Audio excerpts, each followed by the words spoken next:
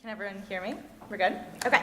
Good evening, and welcome to the third annual Awareness to Action student panel, presented by the students of Environmental Leadership, Ethics, and Action. You're all sitting here. On behalf of my classmates, I begin by thanking you all for coming to our event. We are so excited to share with you everything we have learned this semester and all the topics we are so passionate about. Our intention throughout the past semester and for this event tonight is to address a variety of complex, nuanced environmental issues and work towards developing realistic solutions and inspiring effective action. My name is Rory Vinacore.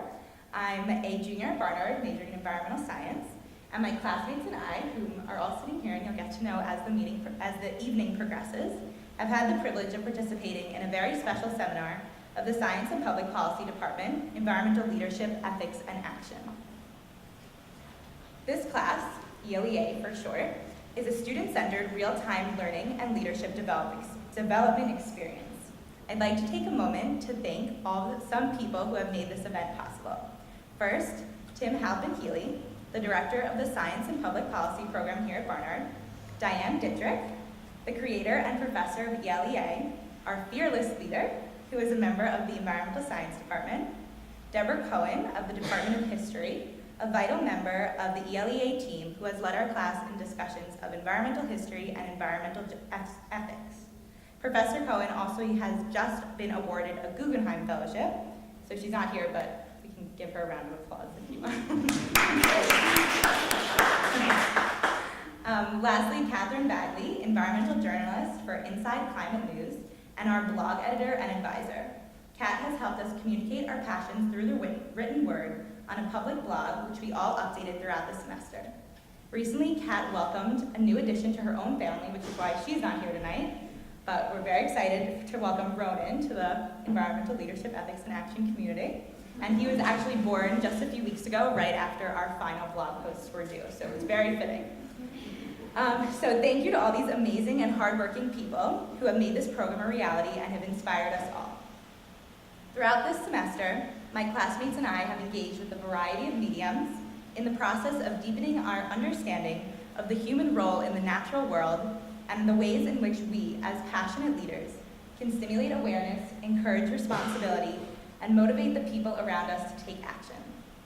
Together, we have challenged each other's ideas and encouraged each other's personal development. We have discussed what it means to be a leader and a follower, what it means to be an environmentalist, and what it means to be a responsible citizen of the earth. Excuse me. We have grappled with environmental problems, ethical dilemmas, and tangible solutions.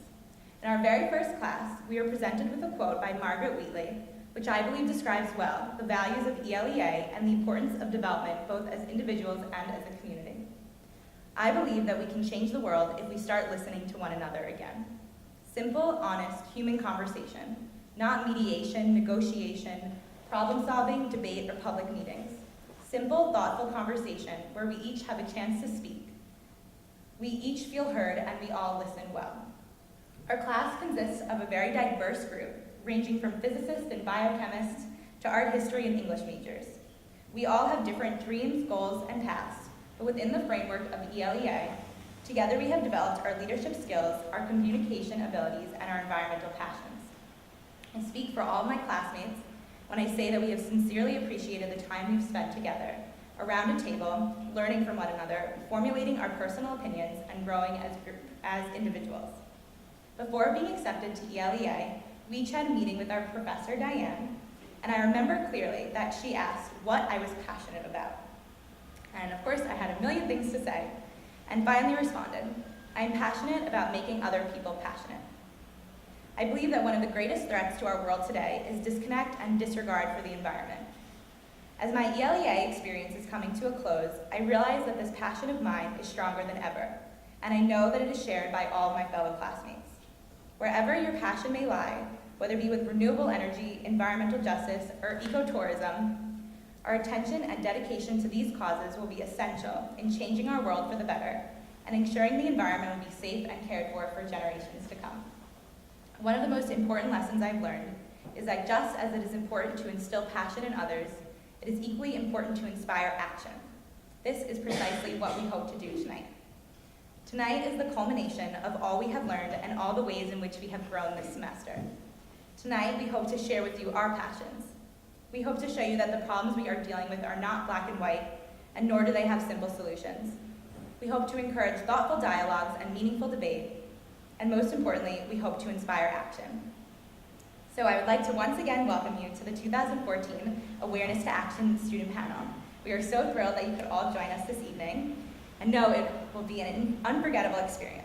So as you listen to our presenters, remember that we wish all of you to be really active participants, and we'll have time for questions at the end, and we'll be around at the end if you wish to talk to us or learn from us. We hope you do. And I'll also mention some things that you see going on. We're trying to conduct this panel as environmentally friendly as possible, so be as paperless as possible. So we haven't given out any programs or anything, but we have bios and fact sheets sort of running on the screen, so feel free to take a look as we're going through this. We also have a sign-in sheet that was at the table in the front. If you guys missed it, there will be a chance to fill it out at the end, and if you provide us with your email addresses, we won't spam you or anything, but we'll send you some follow-up information and the link to all of our blogs, which we've been keeping throughout the semester, which I hope you'll all find really informative and a great way to follow up with this evening. So, I will now turn the floor to Sarah, who will be your moderator for the evening. Thank you so much, and I hope you're ready for an incredible night.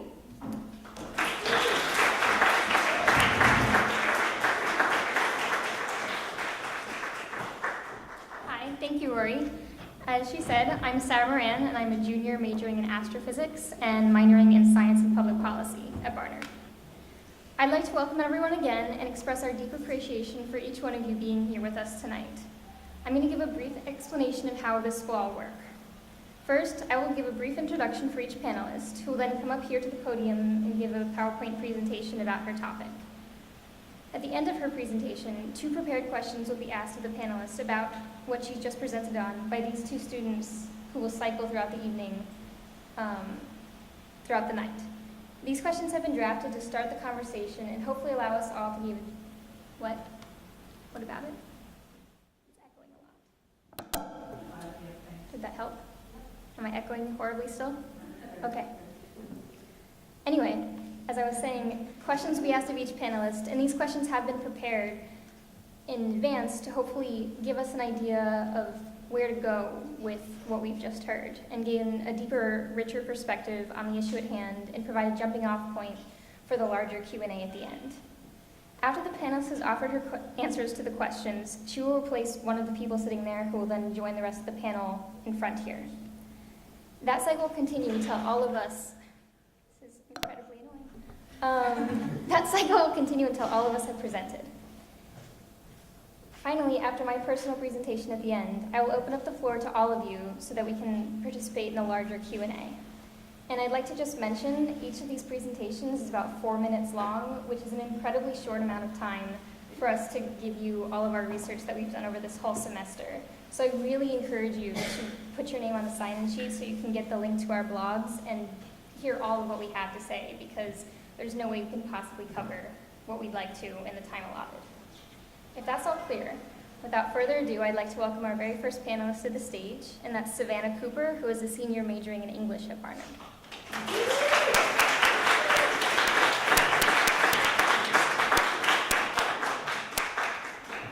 Hello, I'm just going to try and change the PowerPoint real quick.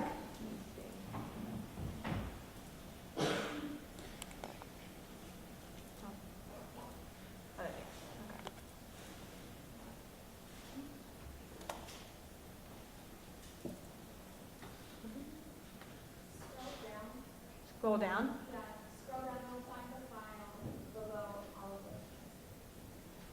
There's a count of things, but if you scroll down a little bit more.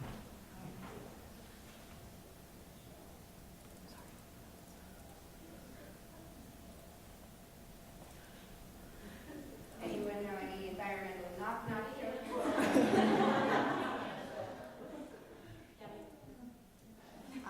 Did you right click it? Okay. Awesome.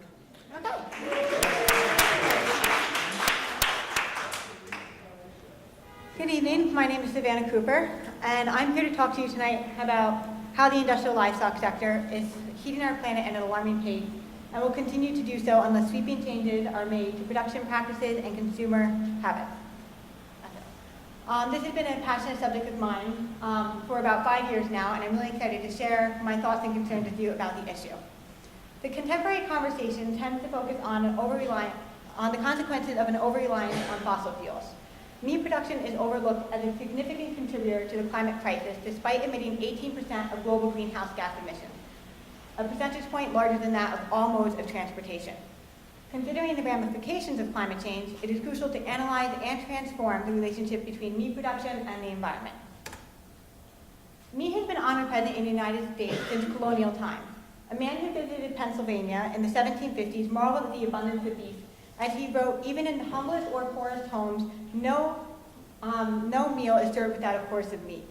Later, technological innovation and advances in production, such as the introduction of refrigeration and the implementation of antibiotics, spurred the rise of industrial livestock in the United States, especially in the latter half of the 19th century. In terms of profitability and scale, today's meat industry has reached its zenith, with experts projecting that significant future growth is still in store. Over the past few decades, meat supply and consumption per capita have paralleled in growth in many regions of the world. The UNEP suggests these increases are tied to rising levels of income and population growth. Specifically, from 1960 to 2010, the global population doubled, hitting 6 billion, while the total amount of meat produced annually skyrocketed from 70 million to 278 million tons. The FAO predicts this total to hit 460 million tons by 2050 if current trends continue. Environmentally, raising livestock in confined animal feeding operations is an energy-intensive process relying on huge amounts of water, fuel, fertilizer, and feed. Take a single quarter-pound hamburger, for instance. To make one requires 6.7 pounds of grain to feed, 52.8 gallons of water, 1,036 BTUs of fossil fuel energy, and 74.5 square feet for crop production and grazing. Considering that 56 billion livestock are raised and killed annually worldwide, such excessive inputs become problematic.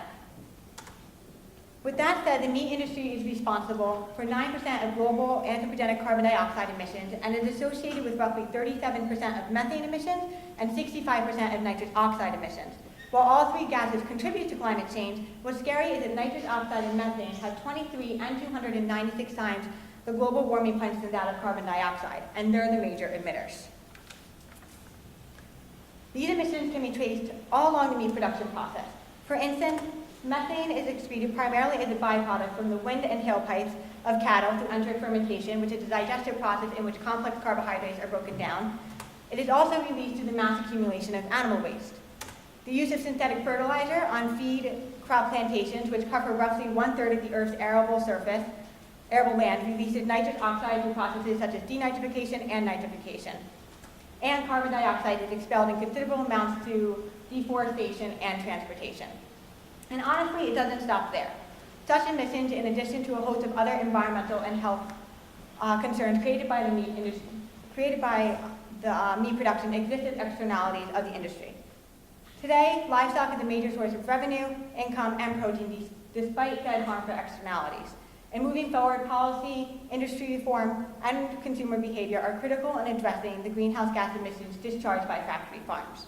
There are many angles in which this issue can be addressed, and all have the potential for alleviating the meat industry's contribution to the climate crisis. Thank you, and have a great night.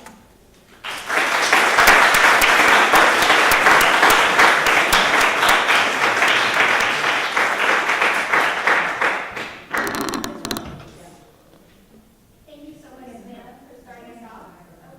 Into the microphone. Into it. Are we good over there? Okay. Thank you, Savannah, for starting us with that incredibly informative presentation. I'd like to turn it over to Lori and Rebecca to ask you some questions to help us hear more. Thank you, Savannah.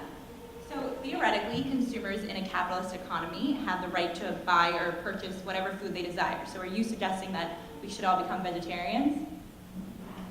I am not necessarily suggesting that we should all become vegetarians. While individuals, I feel, can certainly play a role in this issue by consuming consciously or putting pressure on the meat industry for reform, a lot of experts agree that stronger regulations and a shift in agricultural subsidies will have the largest impact. It is my understanding that government subsidies and regulations already skew the public's buying habit, and that the policy makes processed meat and vegetables cheaper and more readily available to the public. So in supporting the industrial livestock sector, policy upholds an industry that emits mass emissions of greenhouse gases. So while eating less processed meat or even smaller portions of it can generate some type of impact, policy reform is really critical in addressing the meat industry's contribution to climate change. What specific policy changes can be made to limit the greenhouse gas emissions from the industrial livestock sector? In my opinion, I think the Farm Bill can really do a lot for some change. So the Farm Bill is a pivotal piece of legislation in regards to meat production and the environment, and then it largely shapes what foods are cheap and available in the United States. So in 2014, the Farm Bill introduced some subsidies for local organic agriculture, but still obviously favored large-scale agribusiness. So in coming years, legislators might consider a fuller commitment to providing subsidies for local organic agriculture, as well as increasing regulation on the industry side of it. And then recently, a piece in the journal Nature and Climate Change advocated for a tax on methane emissions, which would internalize the environmental cost of the meat industry. Another thing policy is really good for is for funding research. And this research can help cut emissions as well. For instance, in 1999, Stonyfield Farms began researching how altering the cow's diet could significantly cut emissions. And they found that by feeding cows an omega-3 rich diet in grasses like alfalfa, hemp, and flax, they released less methane emissions than the cows fed the usual mix of corn and soy. So research like this, as well as policy reform, are really vital tools in the meat industry's impact on the environment. So, changing the feed. Thank you.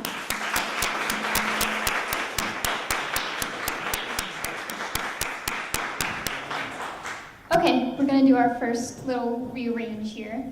And as we shift, our next presenter is Elizabeth Adkins. She is a third year in the 3-2 program with Barnard and Columbia, so she's getting her BA in environmental science this year, and then she'll go on to C's next year to get her BS in earth and environmental engineering. Hi everybody, as she said, I'm Elizabeth Adkins, and I'm going to be talking about wind farming and turbines in the United States. So my inspiration for this project actually came to me while I was driving up to visit my brother in Chicago over the Christmas break. So I was driving along and suddenly was surrounded by a massive field of these 200-foot tall glistening white structures, wind turbines.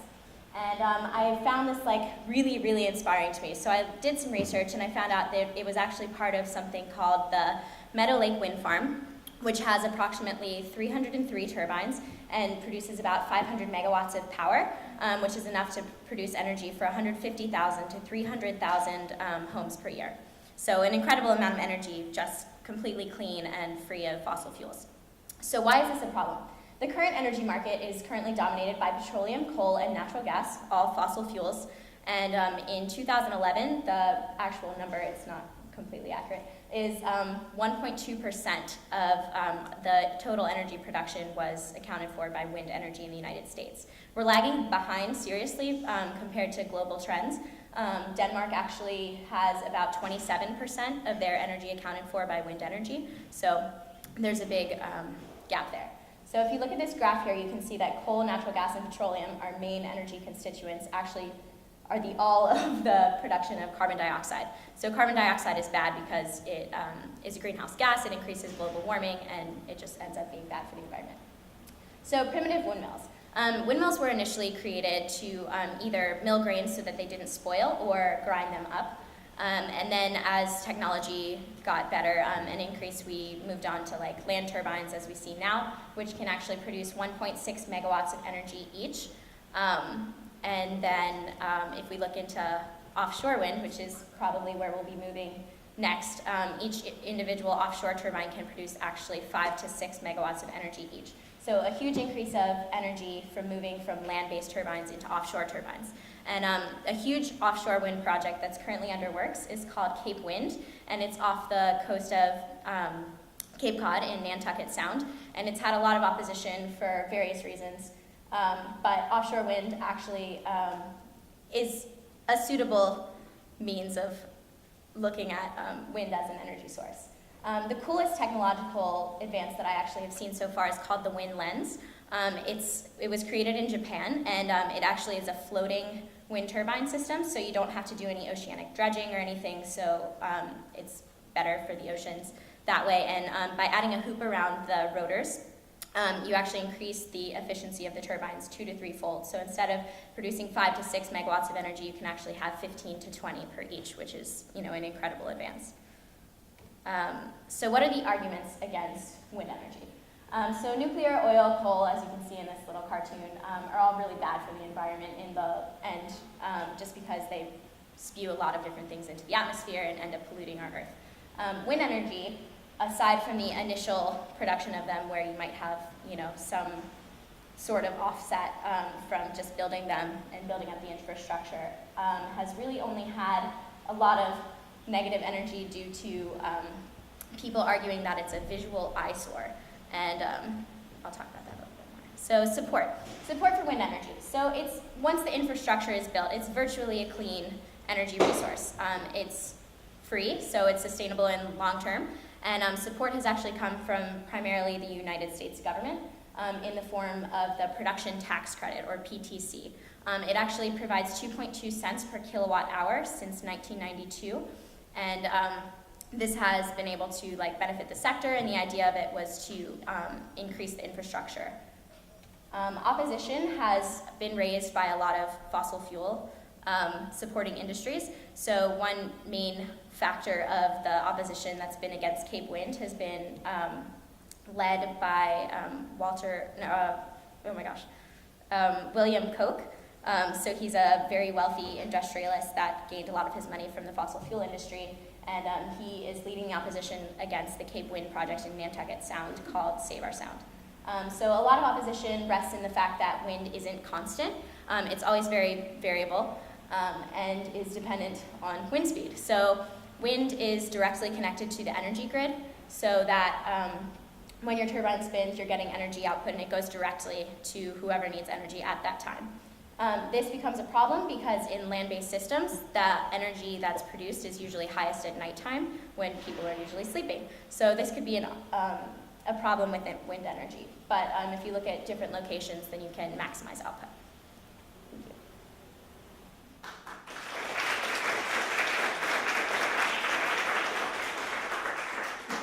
Thank you, Lizzie. I personally think they're really pretty. They're like modern art pieces, but maybe that's just me.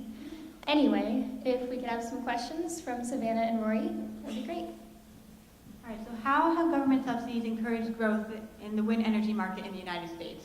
Okay, so I mentioned the PTC earlier, so the Production Tax Credit. It provides 2.2 cents per kilowatt hour of energy produced by a renewable resource, but it actually was cut off in 2013.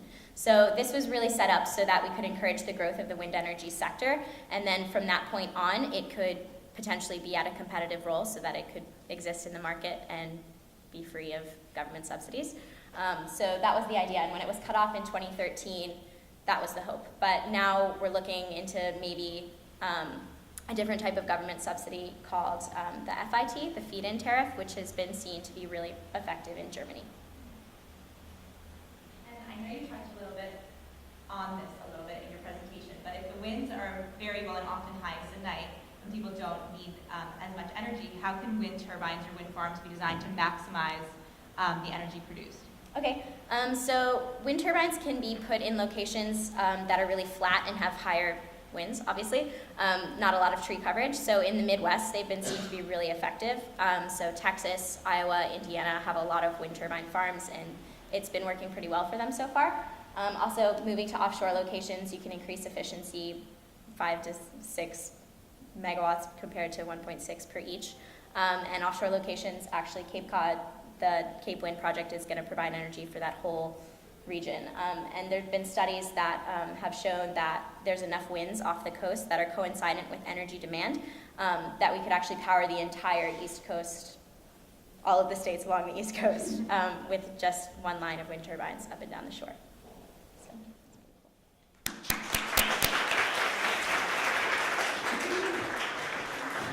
Our next presenter is Ariel Fan, who is a senior majoring in environmental policy and is also minoring in art history and economics. And you'll see her project kind of ties those three things together really nicely.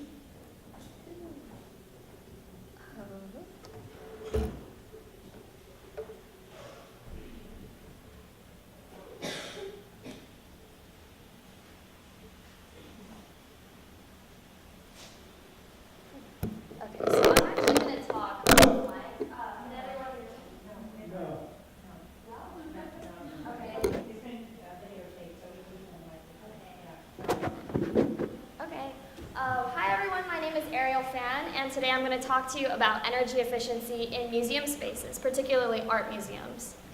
I'm going to provide an overview of building efficiency in general and also what's going on in the museums in New York.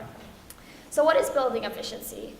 So building efficiency basically encompasses how efficient a building is run through different modes. How effective is the water use being, how effective is water being used in the building, HVAC, heating, ventilation, and air conditioning, and also lighting.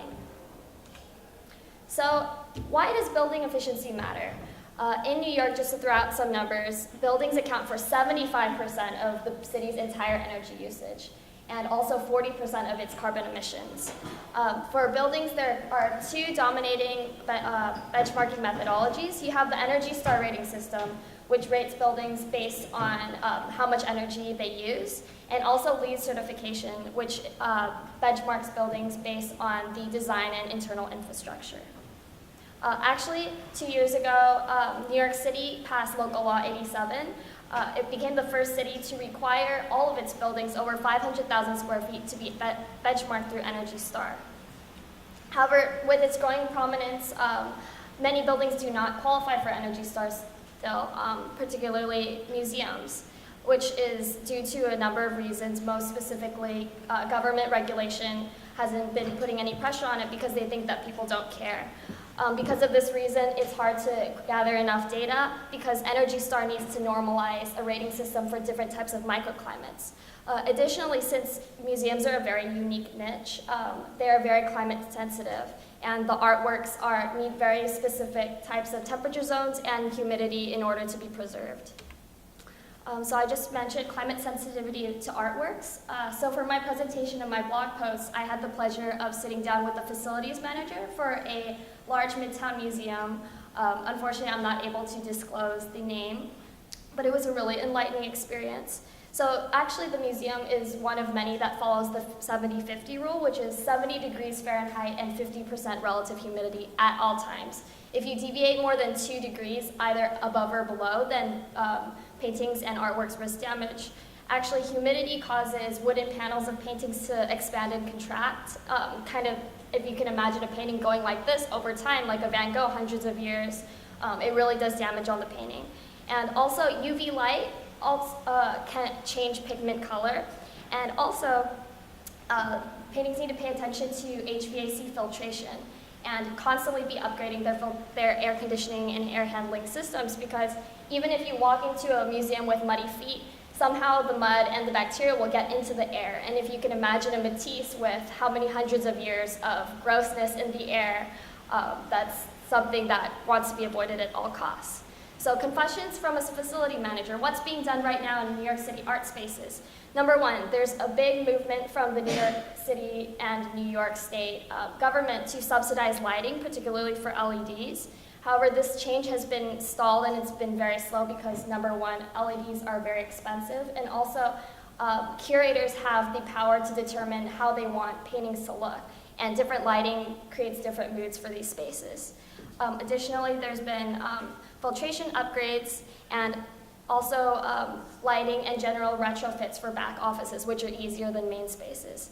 And the really exciting thing, actually, in this past year is that there's been an interest in on-site generation from Sandy. So we all know that all the electricity below 26th Street got cut out from Sandy, so how do we avoid that so museums and hospitals don't have to risk getting their electricity cut off? So that's a big project going on right now.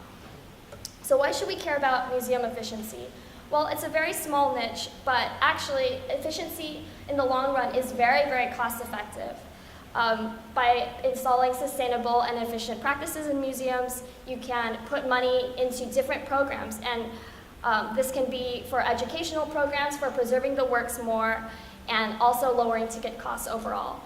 What we need to do as people who enjoy art, people who care about the environment, is to show museums and also our government officials that this does matter to us, and we want to enjoy these cultural hubs in a very sustainable way that's good for our Earth. Thank you.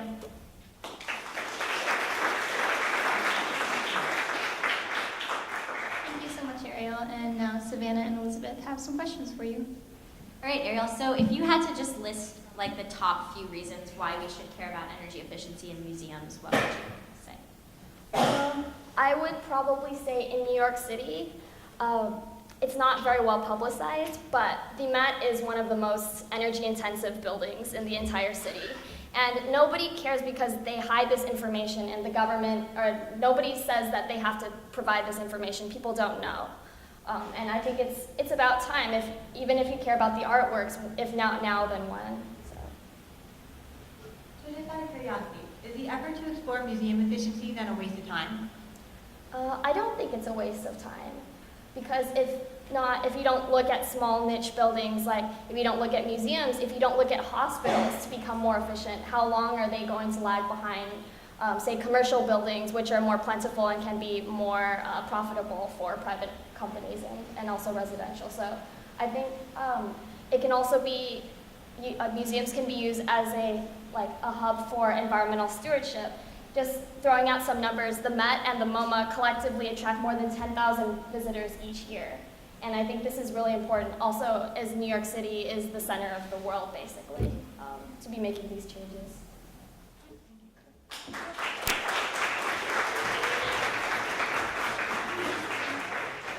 Our next presenter is Alana Rofel, who is a senior majoring in economics.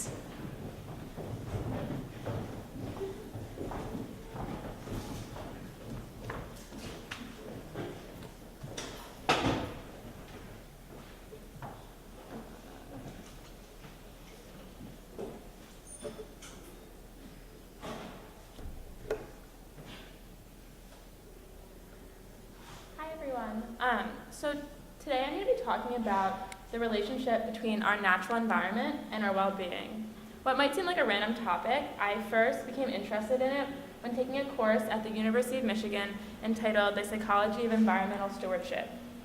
In this course, we looked at the cross-section between sustainability and psychology, focusing primarily on how our natural environments can restore our directed attention. The image here is of Walden Pond, which is where Henry David Thoreau famously spent 2 years observing his environment. He writes, quote, "Nature spontaneously keeps us well. Do not resist her," end quote. While we may not want to isolate ourselves, his observation hinges upon our innate need for contact with the natural world. So where did this idea originate? In 1984, E.O. Wilson, a Harvard biologist, published a book entitled Biophilia. The word biophilia literally means love of life or living systems. It helps explain that our rich human history with nature, beginning with our role as hunters and gatherers, has shaped our cognitive and emotional functions. Humans have an innate need to interact with their environments. This idea can be leveraged to explore how sustainability can impact our communities and be integrated into public policy. So the second half of the equation is, how do we define happiness? And while philosophers have been debating this for centuries, researchers generally dichotomize happiness into eudaimonic well-being, which is happiness that comes from a sense of fulfillment or life satisfaction, and then a hedonic or subjective well-being, which is more self-gratification, and the idea that what makes me happy might not make you happy. So what research on this topic exists? In 2005, Brown and Kasser found a positive relationship between the happiness of American teenagers and their self-reported environmentally friendly behaviors. They concluded that Americans who report high life satisfaction also engage in environmentally friendly behaviors such as recycling, composting, and turning off lights. So during my research, I focused primarily on the country of Bhutan, which I knew nothing about before beginning this project. Bhutan is unique for several reasons. It had a self-imposed isolation up until the 1960s. It's located between China and India and has a population of roughly 600,000. Bhutan is unique in rejecting gross domestic product as a measure of economic well-being in favor for a measure of gross national happiness. Gross national happiness exists on 4 pillars. 1 being sustainable and equitable socioeconomic development. 2 being environmental conservation. 3, the promotion of culture, and 4, good governance. In addition, the Bhutan Constitution states that a minimum of 60% of Bhutan's total land shall be maintained under forest cover for all of time. So is this working? A recent study found that Bhutan ranked at the top of the list for happiness for 7 South Asian countries, but the margins were very small, so this is an area for future research. I wanted to conclude with remarks from UN Secretary General Ban Ki-moon. He has been really instrumental in showing support for the international community about not only sustainability, but also happiness. On March 20th, we celebrated the International Day of Happiness, and Secretary General Ban Ki-moon has stated that, quote, "We need a new economic paradigm that recognizes the 3 pillars of sustainable development. Social, economic, and environmental well-being are indivisible. Together, they define gross global happiness," end quote.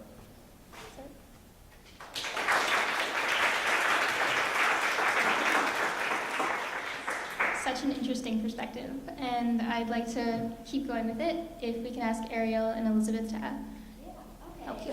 So Alana, I have a question. So how do we integrate this idea of sustainability and happiness into public policy? So I think where this conversation begins is in our universities.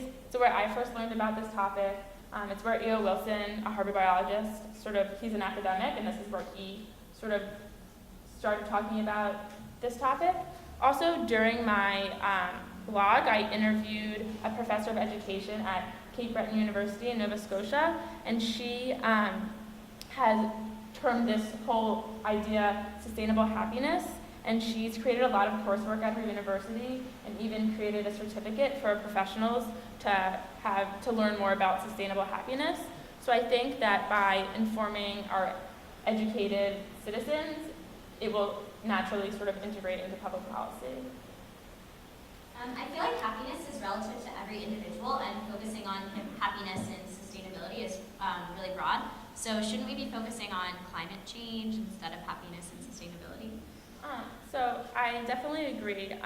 What makes me happy obviously makes other people unhappy, or what makes them happy doesn't make me happy. But I think that from E.O. Wilson's biophilia, it's clear that as humans we have an innate need to interact with our natural environments, and I think that this is something that can be hinged upon as we battle climate change. I also think that we can study Bhutan over the next several years, decades, and see, even though they're very unique and a niche country, we can still integrate their lessons into the U.S. and other developed countries.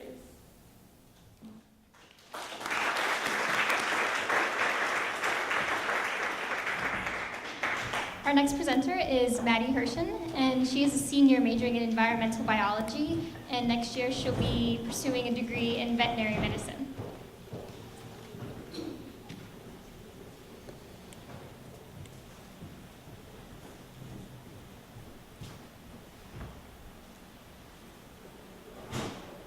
Hi everyone, I'm Maddie, as Sarah just said, and I'm really excited to tell you about my topic because it combines 2 things that I love so much, animals and national parks. As Sarah just said, I'm going to veterinary school, so wildlife and animals in general are very important to me, and national parks also have a special place in my heart because I go there every summer with my family, and I counted this afternoon, and I've been to 22 that I can remember at least. And many of them that are in this presentation are from my national park journeys with my family, like this one from Glacier National Park. So how can climate change impact animals? So here are some climate change impacts and how they can affect animals. So increased warming, sea level rise, and melting glaciers can all affect animals which interact with their environment, and they depend on their environment for pretty much all of their life processes. So this can affect their home ranges, which is kind of where they reside in the environment, and the timing of life events such as migration and mating. And that's just a bison, probably from Yellowstone that I took. So national parks were created to kind of put certain key geographical areas aside from construction or development. And they also are refuges for different wildlife. And the range of the different national parks can be from volcanoes to wetlands and even glaciers. So it's a wide variety of different geographic regions. And they do long-term monitoring of their wildlife. So for my project, I looked at numerous species that are at risk. And so I separated it into terrestrial and aquatic to kind of see that there's many variations. So the grizzly bears, for example, everyone knows them, and there's one that's peeking up through the picture. Couldn't get close enough to get a really good picture of this one. So grizzly bears depend on this certain tree called the whitebark pine, and increased temperatures are likely to change the range of this whitebark pine beetle, which can kill this tree, which is a food source for grizzly bears. So scientists are thinking that possibly the wipeout of this tree could possibly affect the diet of the bears and possibly their nutrition. So another organism is the pika. They're actually relatives of the rabbit, even though they look like rodents. They're very dependent on the temperature. So temperature change, they're very sensitive. If I think their body goes above 78 degrees, they can die. And they live at high elevations. So there's only so far they can go before they run out of area.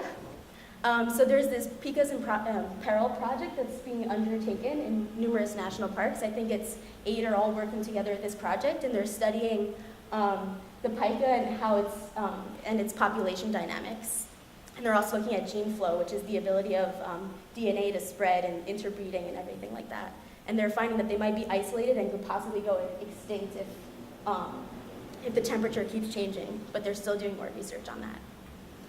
So I also wanted to look at some aquatic species because in addition to temperature increases, there's also sea level rise and melting of glaciers, which can affect organisms as well. So there's an alligator, and this is at Everglades. And Everglades is also the home to many different bird species and fish. So the effects of rising temperatures or increased salinity and water chemistry can affect these species.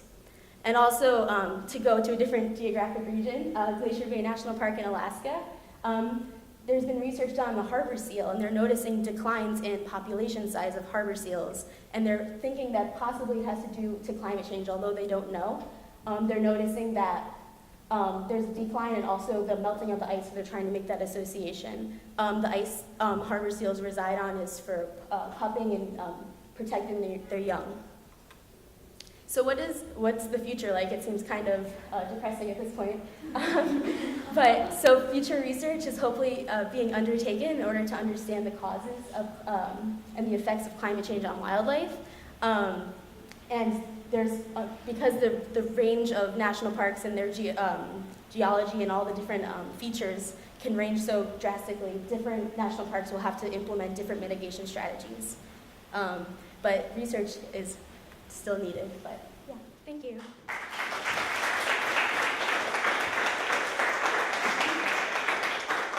Thanks, Maddie. Those are some really great photos. I'd like to turn it over now to Alana and Ariel to ask you some questions to help us learn more. So Maddie, do you think that more funds should be invested to study wildlife and climate change in national parks? Yeah, I do. Because by studying wildlife, they've already noticed that different populations are decreasing. So by putting more funds towards research, they'll be able to find out if the causes are more likely to find out if the causes are due to climate change and how to create more specific mitigation strategies for each species in each national parks. So. I have another question.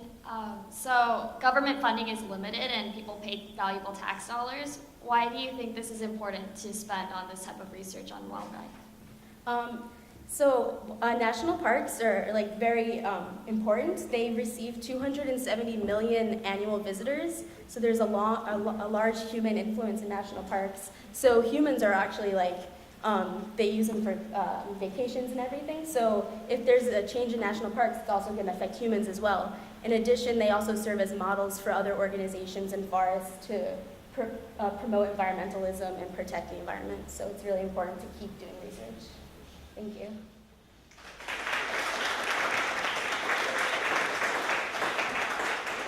Our next presenter is Jamie Yu. She is a senior and she's majoring in environmental science.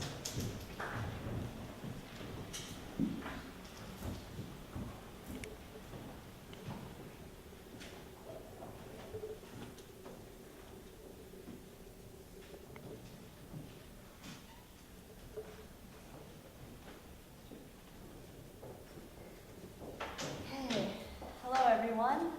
name is Jamie Yu, and this past summer, I went to China for the first time, and just for some background information, I'm not Chinese, I'm Korean American. Yeah, so it was purely out of my own interest. I'll never forget the first day I was in China. I took the subway after getting off at the Beijing International Airport, and I took the escalator after I got off the subway to get from subway level to street level to the actual city of Beijing. And when I was midway in my escalator ride, I didn't even reach the street level yet, I felt this heavy force just smack me on my face and just fall upon my entire body. And I gave it some thought. I was like, what in the world is this? I thought to myself. And then after some time, I realized it was the air pollution that my friends had warned me about, but I had no idea it was that bad. And ever since that first day, I just gained an interest in China and its just environmental situation and how the air pollution even got to that state, which is what my project is about. So it all started in 1978 when China opened its economic doors and it became open to global economy. And ever since then, every decade has seen a 10% increase in GDP growth. And just some statistics to demonstrate this. In 1978, China's GDP was only 1/40th of America's GDP, and a mere 27 years later, in 2005, China's GDP was 1/5 of America's GDP. Similarly, 16% of its population, only 16%, was living above the poverty line in 1978, while in 2005, 16% of the population was living below the poverty line, lifting effectively millions of people out of poverty and into the middle class in the world's most populous nation. However, this economic rise, of course, is fueled by massive energy consumption. China uses the most energy overall of every nation on the earth, while the United States still uses the most energy, but per person. And a large part of this energy is fueled by coal consumption. China is the leading consumer of coal, and annually it uses 3.8 billion tons of coal every year, while the world, excluding China, uses 4.3 billion tons of coal, very similar numbers. And because it uses so much coal, China is also the leading emitter of carbon dioxide, or a greenhouse gas. So there are many environmental consequences to this, one of them being air pollution. Pollution has increased and natural resources have been severely depleted, and 7 of the world's 10 most polluted cities are in China, one of them its own capital, Beijing.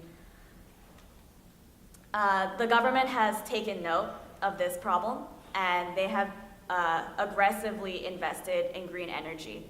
Also, the corporations, the businesses in China who have benefited also from this economic growth have also invested in green energy, both the public and private sector. And it's estimated that about $150 billion annually are invested into that sector. And China is the leading producer of both wind and solar energy, and they invest heavily into those sectors. Not only is the corporations and the government taking note of the intense pollution in China, but also the people are of course taking notice of the pollution in China since it affects their daily lives. Air pollution is a daily reminder of the severe consequences of this intense economic growth. And this is called, the picture you're seeing here is called Weibo. Weibo is akin to Twitter in America, and the Chinese people go on Weibo to just vent their frustrations and to just share their thoughts online. And many environmental crises have happened, and when they do, people often go on Weibo and tweet about it or post on it. And the government has taken note of the anger of the environmental movement in China, and they've actually responded to it. And earlier this year, the Prime Minister of China, in something akin to the presidential address in America, he stated that China has officially declared war on pollution on national TV. However, this is only earlier this year, and only time will tell if China will indeed win this war.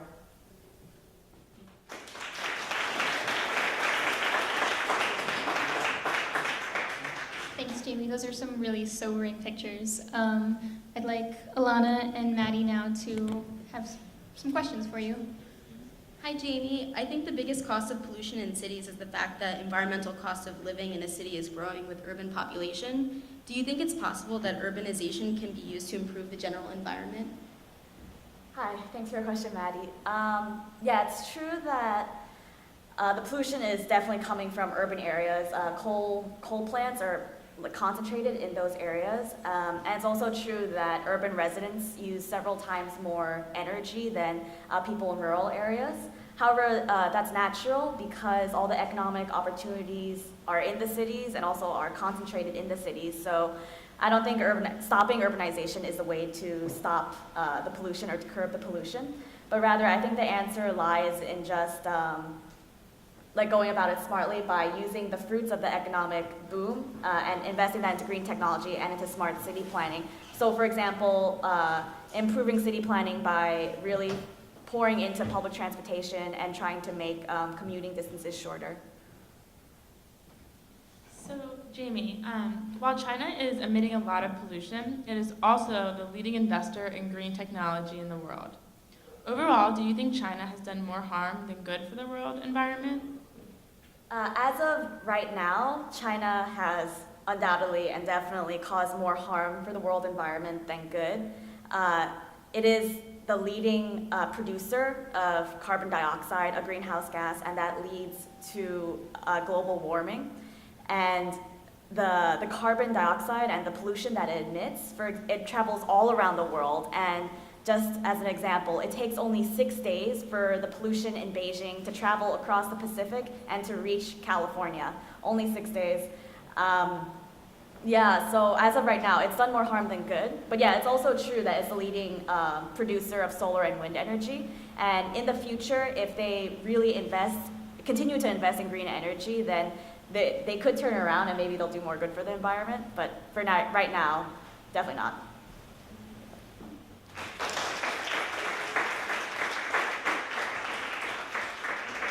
Our next presenter is Lala Laban, and she is a junior majoring in environmental policy.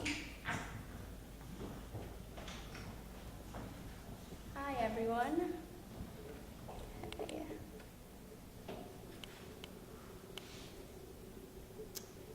Okay, so I'm going to be talking about GMOs.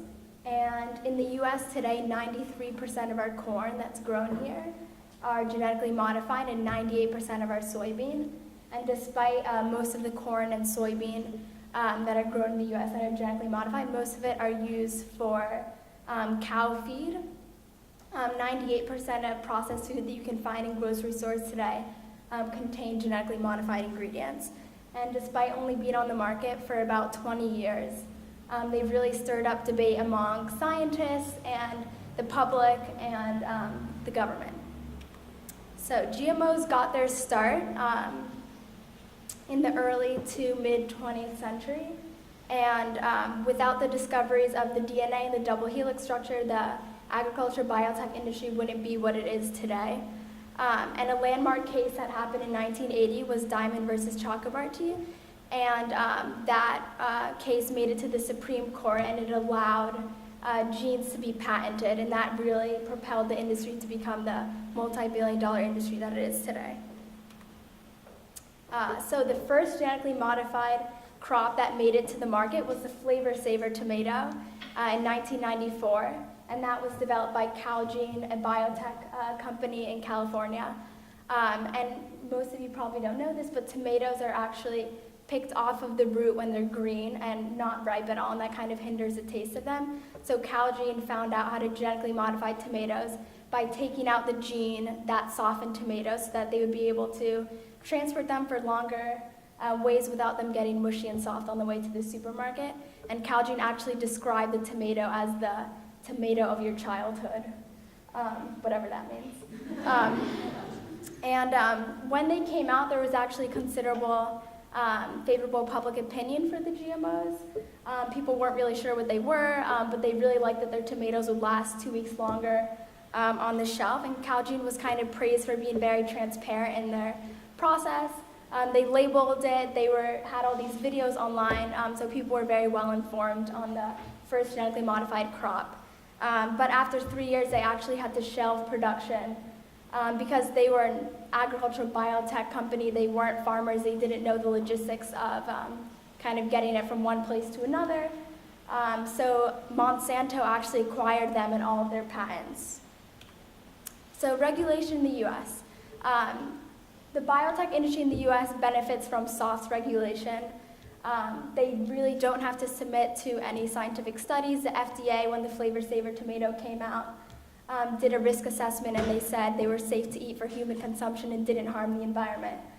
And the FDA wouldn't require labeling, and they actually still today do not suggest labeling unless the nutrition or there's any allergies that can come about after genetic engineering. But regulation did get a little stricter in 2001 with Starlink recall, and Starlink was a genetically modified corn that was found in over 300 products, and it wasn't approved by the FDA because people were getting allergies in test studies, but it was found in Taco Bell's tacos, but it was recalled, and that all was started by an environmental company that found it in all these products. And that really changed public opinion, and by 2001, only 25% of the US was in favor of GMOs, and that's in comparison to 70% that was in favor when the Flavor Saver tomato came out. So in the US, a lot of environmental groups have really been pushing for labeling, and they've been basing their campaigns on the right to know. And so far, 2 states have passed, actually 3 states now, have passed labeling bills. Maine and Connecticut, however, Maine and Connecticut come with trigger clauses that they actually won't pass until neighboring states in New England pass similar bills. However, Vermont last week actually just passed a bill on GMO labeling, and that's not coming with a trigger clause. But however, many companies have been volunteering to label their foods, and that has really been a result of the work of the Non-GMO Project. And they started in 2010, and so far they've labeled over 15,000 products. And actually Whole Foods decided that in 2018 they'll have all their products in store labeled. However, there have been a lot of problems in getting labeling at the statewide level, and that's really just the funding difference between these well-funded interest groups versus environmental groups. And a great example of that is Proposition 37 in California, which was a bill that was going to get passed to require all food in California to be that were genetically modified to be labeled. And 2 months prior to the election, 75% of California residents were in favor of labeling. However, when it came down to the election in November, it didn't pass, and that was due to the success of all of these interest groups such as Grocery Manufacturers Association and Pepsi and General Mills, who were able to raise $54 million in opposition ads. And they were saying that it would cost more money and mom and pop shops would be destroyed. And the opponents to the bill, these environmental groups were only able to raise $9 million. And the same thing happened in Washington state. So in the EU, the path of the EU and the US kind of started the same. The biotech industry was developing at the same time. However, the EU took a completely different path. And that kind of has to do with 3 different things. There's a big knowledge gap. In the US, a lot of people aren't really aware what GMOs are. However, in the EU, people are more aware of the topic. Also, there's a stronger cultural connection to food in Europe. And also, interest groups don't have as much of an influence on regulation in the EU. So Monsanto and other agricultural biotech corporations actually pulled out of lobbying in the EU last summer after they realized that their funds were kind of going nowhere and they weren't making any headway. And in the EU, all countries are required to label all of their foods. And actually, a couple countries have completely banned them altogether. So the future kind of depends on a couple things like climate change, public opinion, and future legislation. So far, 27 states have on their floor bills to label genetically modified foods, including New York. And climate change will really be key in the future of GMOs. So a lot of proponents of GMOs have kind of used climate change as an example to say that if climate change will affect the agriculture system, then we can genetically engineer these crops to adapt to these conditions that will happen. So Monsanto has been hopping on this board, and they've been genetically engineered seeds to be able to grow in harsher conditions, like in drought conditions or in warmer temperatures. And also, the FDA has studied this new genetically modified salmon, and it's expected to be the first genetically engineered salmon to enter the market. And if you can see in the picture, the larger fish is a genetically engineered salmon. The smaller fish is a conventional salmon. The salmon can grow twice as big, it can grow in half the time, and it can also grow year-round. It's expected to get approval within the next couple of months or a year, despite Whole Foods, Trader Joe's, and Target all refusing to sell it. And we're also looking at potential changes in public opinion. A lot of people have really kind of become very influential in the regulation in the government. So it'll be interesting to see whose interests are represented in the future regulation of GMOs. Thank you.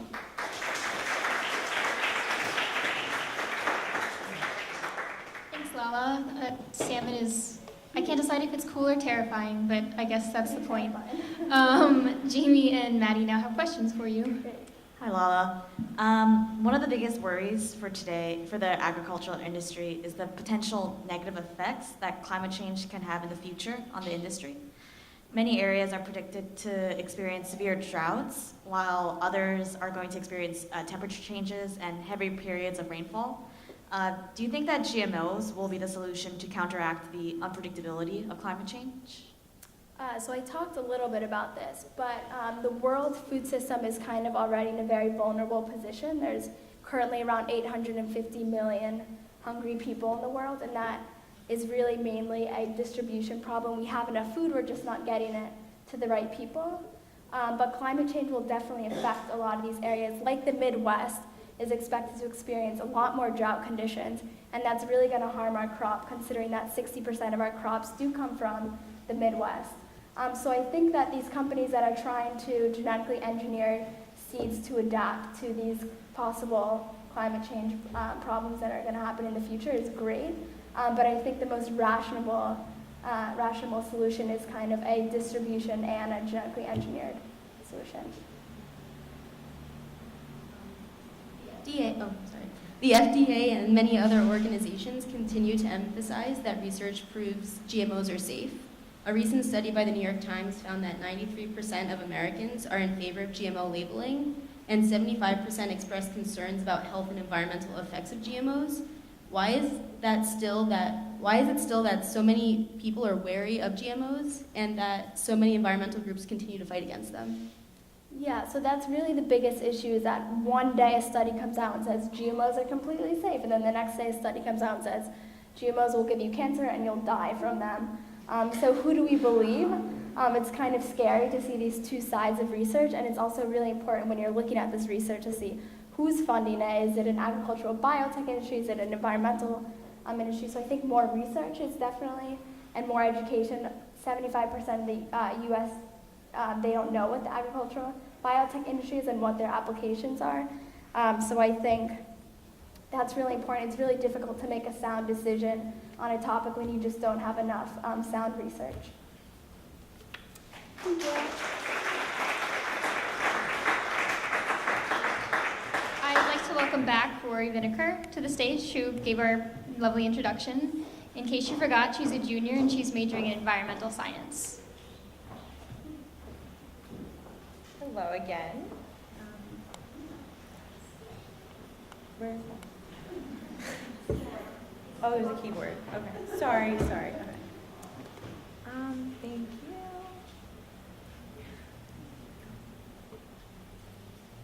Okay, sorry. Computers, yeah. Okay, hello again. So, oh, it's not open. Hold on. Okay, now we're good. Hello again. I'm Rory. So this past semester, I had an opportunity to work at a renewable electricity company in their sales department, and I thought it was going to be simple. I thought that once people learned about the problems with the fossil fuel industry and the fossil fuels and how it produced our electricity, and once they learned about all the benefits of renewable electricity, it would just be a given. People would be so willing to sign up for renewable electricity. I was wrong. It was not that simple. And what I learned is how really essential it is that people understand the economic incentives of going green, of taking these green steps, and letting economics be the way that we really catch people as environmentalists and as people who wish for people to go green. So that's how I stumbled upon this topic, which is a really big topic, but we'll try to make it smaller. So environmental economics, obviously as the title states, helps bridge together all the different aspects of the environment that affect the economy and all the different aspects of the economy that affect the environment. And our hope is that we can simultaneously pursue both environmental sustainability and economic growth. Typically, people believe that industrialization and economic growth has to come at the expense of the environment, but that is definitely not the case, and that's what we're trying to promote. International organizations like the United Nations Environmental Program, the United Nations Industrial Development Organization, and the World Bank Institute have been promoting what's called a green economy, which focuses on 3 different points, which were touched upon in previous discussions. So it's really about the triple bottom line. So that's economic prosperity, environmental protection, and social responsibility. And one cannot come at the expense of the other. So basically, again, to reiterate, what we're trying to do is simultaneously promote environmental sustainability and economic growth. And this can happen in companies, in nations, and most importantly, in your home and on a personal scale. So, how this applies to everyone. Here we have a diagram that, I hope it's clear, but basically it just highlights different ways in which parts of your home and parts of your personal lives can be adjusted to become greener and also to save you money, which we all love. And I'll give you some examples. So Americans together waste $9 billion a year on energy inefficient lighting. I'm sorry.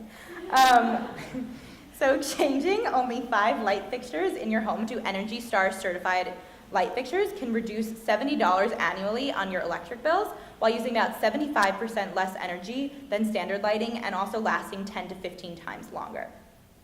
Another example, installing low-flow shower heads and faucets can reduce water usage in a home 30 to 50% and result in savings between $50 and $90 a year. These fixtures come at prices of just $10 to $20, so it's a really great investment that people can make to both help reduce our usage of resources, thereby helping the environment and also putting some money in your pocket. And what's really important is that when these steps are taken within the home and within a family, environmental actions are then spread wider and wider because it all begins in the home. Also something of note, which I know applies to my family, is that something as small as using a reusable water bottle has been estimated to save the average consumer $240 on bottled water a year. The average American actually spends over $11 billion on, Americans as a whole spend $11 billion on bottled water a year. So we just see that there are so many different avenues in that the principles of environmentalism can apply to your economics. So here we have from the EPA a diagram of common air leaks in a home, both air leaks coming into the house and air leaks going out of the house. Air leakage is one of the main problems when it comes to energy efficiency in a home. And when your home is energy inefficient, not only are you spending more money to make it be as warm or as cool as you'd like, but you're also using more resources. Americans together spend over $200 billion a year on energy in their homes, and the average household spends at least $2,000 a year on their electric and energy bills, most of which goes to heating and cooling costs. So some solutions: weatherproofing of a home, which is the process of modifying a building to reduce energy consumption and also optimize energy efficiency, has been shown to have, when you spend $1 on these initiatives, it's been shown to have $1.80 in returns financially. Awesome. And these improvements can include everything from sealing ducts, proper maintenance of appliances, and improved insulation in your home. And they also help to reduce your carbon footprint of a household by 20 to 40%. So these are really small-scale adjustments that can be made in a household and in a family's lifestyle that can really have big environmental impacts and hopefully inspire people to carry this on in different areas of their life. So moving into a little bit of a bigger scale, I think it's important to highlight the ecosystem services that we're provided with as humans by ecosystems. Ecosystem services are basically ways in which humans benefit from ecosystems. And they're split into 3 different categories. We have provisioning services, which include sort of the materials we get from the environment, and that includes timber, fuel, medicines, drinking water. We also have regulating services, which include pollination, decomposition, water purification, erosion and flood control, which will be especially important as the climate continues to change, carbon storage, and climate regulation. And finally, we have cultural services, which are really invaluable as they provide recreation, creativity, inspiration, and important ways in which ecosystems have always played a role in local, national, and global cultures. And when we place monetary values on these services, we often see that the problems we're creating within the environment is actually costing us more money, as the environment, as the wetlands can no longer do what they do best and regulate whatever they regulate, and we have to spend billions of dollars to artificially plan these systems. And according to UNEP, an annual investment of $45 billion in biodiversity conservation worldwide could actually safeguard about $5 trillion in ecosystem services every year, which is a cost-to-benefit ratio of 100 to 1. So, in conclusion, there's huge benefits towards looking at the environment from an economic standpoint, both at individual and global levels.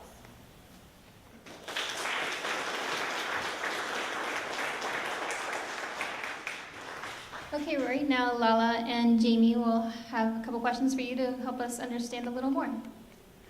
Gallup polls reported in March 2014 that the majority of Americans continue to believe that the effects of global warming are happening or will happen during their lifetimes. However, Pew Research Center's poll of 20 possible priorities for the President and Congress in 2014, dealing with global warming ranks second from last. Clearly, despite understanding and accepting the dangers of global climate change, taking action is not a priority for most Americans. How can environmental economics help to combat this apathy? Great question. I think these different polls really highlight the issues that we're facing now, which is that even though more and more people are learning about the environment and getting excited about the environment and caring about the environment, the action is not really there yet. And this idea of environmental economics and ecosystem services and economic valuations of those services can really serve as that final push and that final incentive for people to take what they've been learning about the environment, which hopefully is growing and growing, and really turn what they know into tangible actions. All right. Do you believe that looking at environmentalism through a purely economic lens take away from the environmental movement as a whole? So I think that it's really impossible to look at the environment just through an economic lens. We can't only put dollar signs. It's a great way for us to give value to the environment that most people sort of can relate to and can feel passionate about, but it will be impossible for us to just say, this tree costs this amount of money and that's the only reason you should care about. But instead, we should look at environmental economics as a way for people to get excited and care about the environment and take that step to really show their appreciation for the environment through action. So thank you.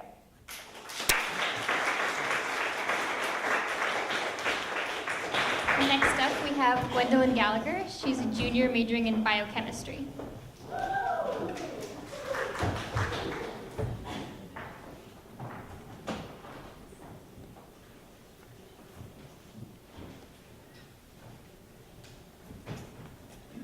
Because water is one of the most important resources for humans, it is in our best interest to keep it clean.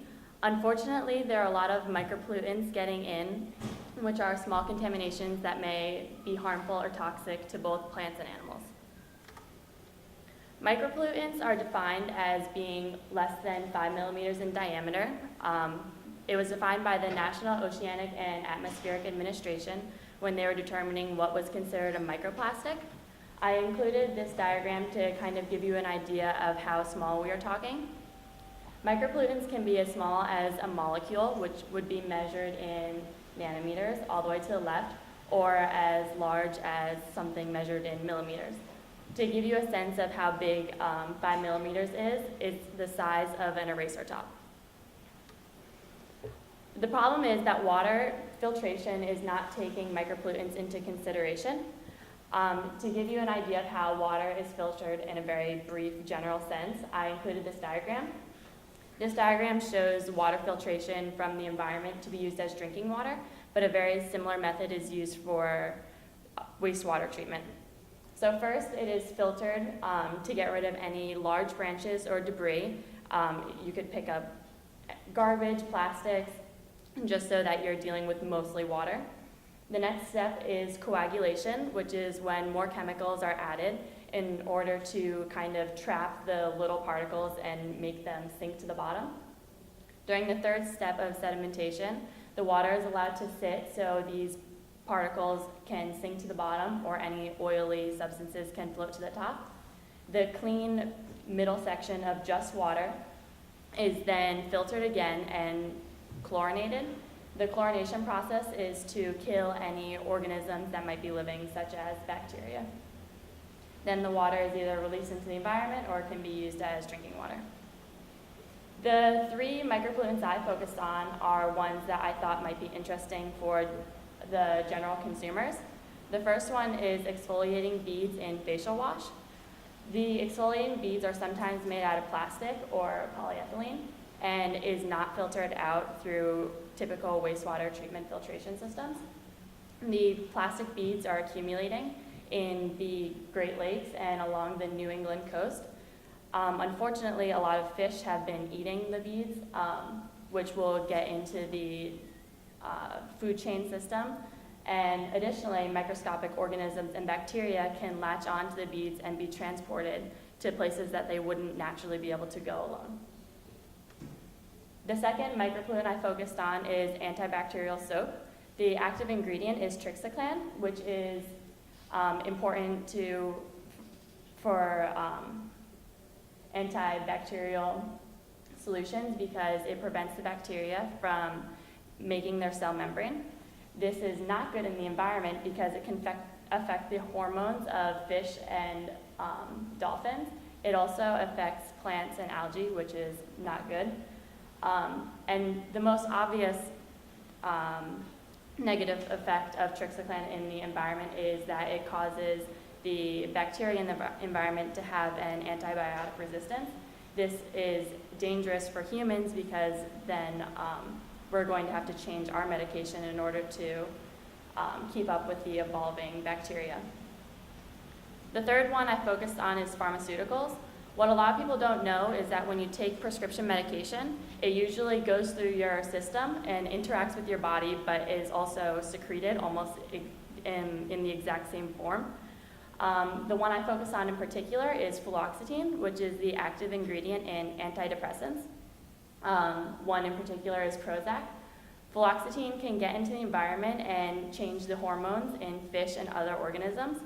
In one study I read, the fish were becoming less wary of their predators and became easier prey, which is not good for their well-being.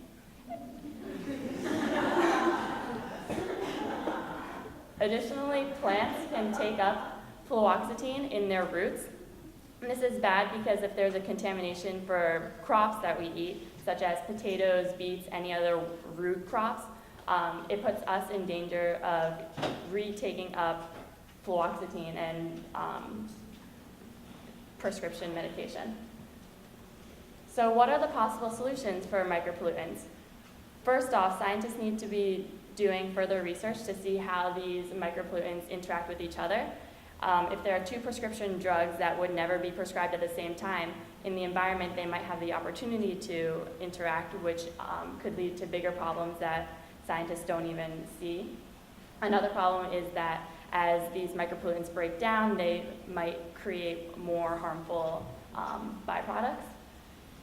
In order to reduce the amount of micropollutants in water, the wastewater treatment facilities have to be upgraded to be specialized for the common micropollutants that are getting into the environment. And lastly, since I focused on consumer products, we can reduce the amount of micropollutants by changing the products and having the products be redesigned so that there aren't as many micropollutant byproducts. Thank you.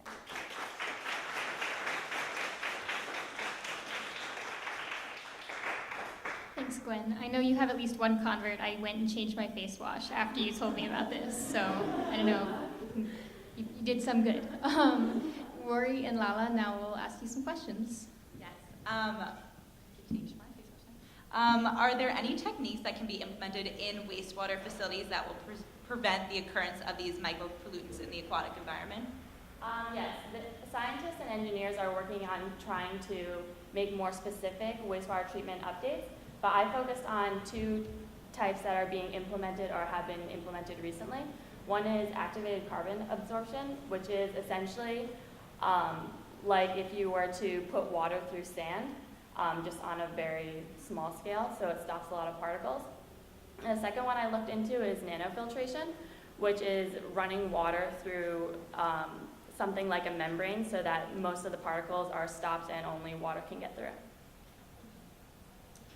Is only the general public guilty of letting micropollutants get into the environment, or are there other organizations that pollute as well? I only picked byproducts that the general public is guilty of, but in all actuality, the general public is probably least guilty of letting micropollutants in the water. Really, the big companies such as factories, plastic production, pesticide runoff, and fracking put a lot more micropollutants in the water than the general public. One in particular that I thought was interesting is that hospitals have a lot of micropollutants because since it's a high concentration of patients on prescription medication, the wastewater from hospitals has unhealthy concentrations of medication. Thank you.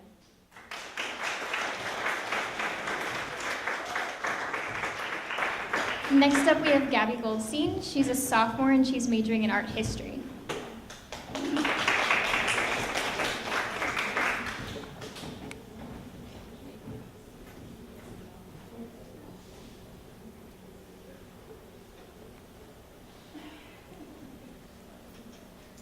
So building off of what Rory was talking about earlier, my family is big on environmentalism. I was raised very environmentally minded. We installed solar panels and we compost and we drive a Prius, so we're very typically Californian.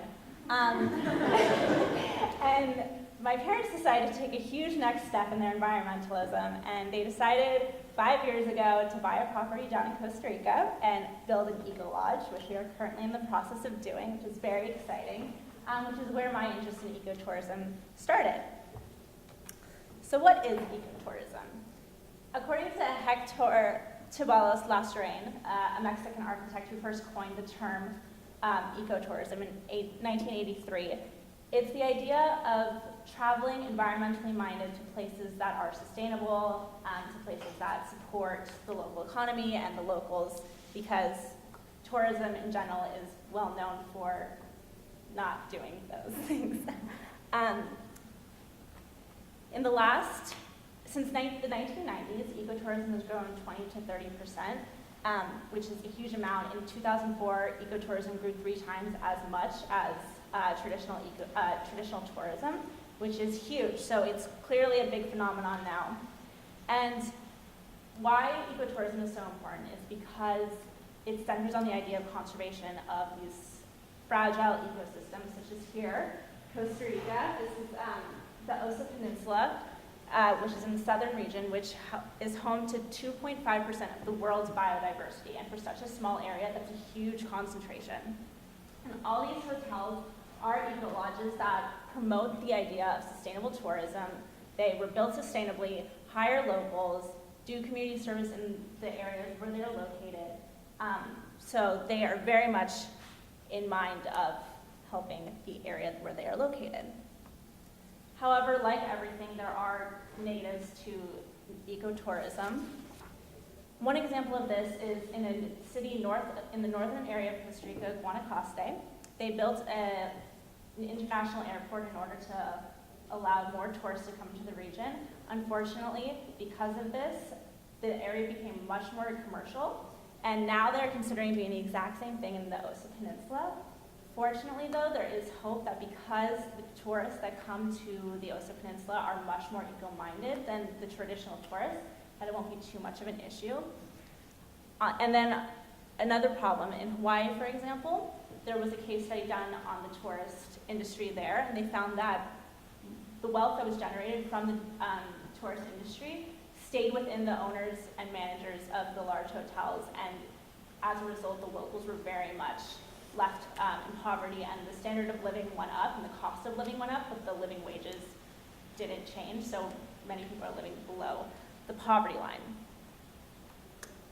Ecotourism, in the end, even with all these negatives, is the most sustainable way of travel. In China, for example, researchers found that there are ways to retrofit already existing buildings so that they will be more eco-friendly with solar panels and using recycled materials, and thereby making it more actually accessible to more people, because in reality, ecotourism is on the more expensive side. And by making places like Hilton, for example, more eco-friendly, more people will have the ability to go there. As part of my research, I spoke to my parents' architects who specialize in sustainable building, and I asked them specifically about building traditional hotels in the Costa Rica region where my parents are located, and they said that in their opinion, it's really a lot of work for large traditional hotels to be as sustainable and eco-friendly as an eco-lodge, because in nature, these large corporate hotels are consumerist in nature, in ideology, and which is contrary to the ideology of ecotourism. The next steps in the tourism industry, I should say, is that current buildings that exist need to be retrofitted with more sustainable methods. Future buildings need to be built sustainably overall. And of course, the biggest problem with travel in general is that when you travel by airplane, you release just over a pound of CO2 per mile in an airplane. So ideally, the next step would be for the airplane companies to figure out a way to make that a smaller number. Thank you.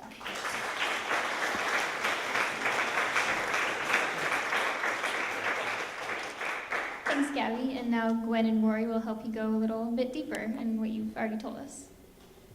Is ecotourism changing the face of the tourism industry? I would argue that it is. When these traditional hotels are now competing against these eco-friendly hotels, it creates a very competitive environment. And as a result, these large traditional hotels like Hilton are advertising their methods of washing the sheets less or new building methods. And I think it's for the best that that it becomes more competitive, because we do need more sustainable methods of travel. If ecotourism, as you said, supports travel in far-off exotic locations, which require air travel, doesn't the use of airplanes go against the philosophy of ecotourism? And would you recommend people to not go far away to these exotic locations and rather stay local and maybe take a road trip in a Prius? That's a great question. Ideally, yes, I would suggest everyone take a road trip in Prius. It's great fun. However, no matter what we do, people are going to be going to Costa Rica and Galapagos and Italy and Russia or wherever. So the best way to deal with that is to encourage people that once they're in these locations to stay in a hotel that was sustainably built, that uses efficient ways for energy and all that good stuff. So, yeah. Thank you.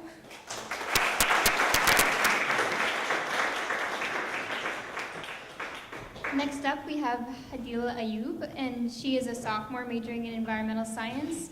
Hadil was also one of our co-production managers for this panel, so she helped bring all this together, so if we could give her just another round of applause.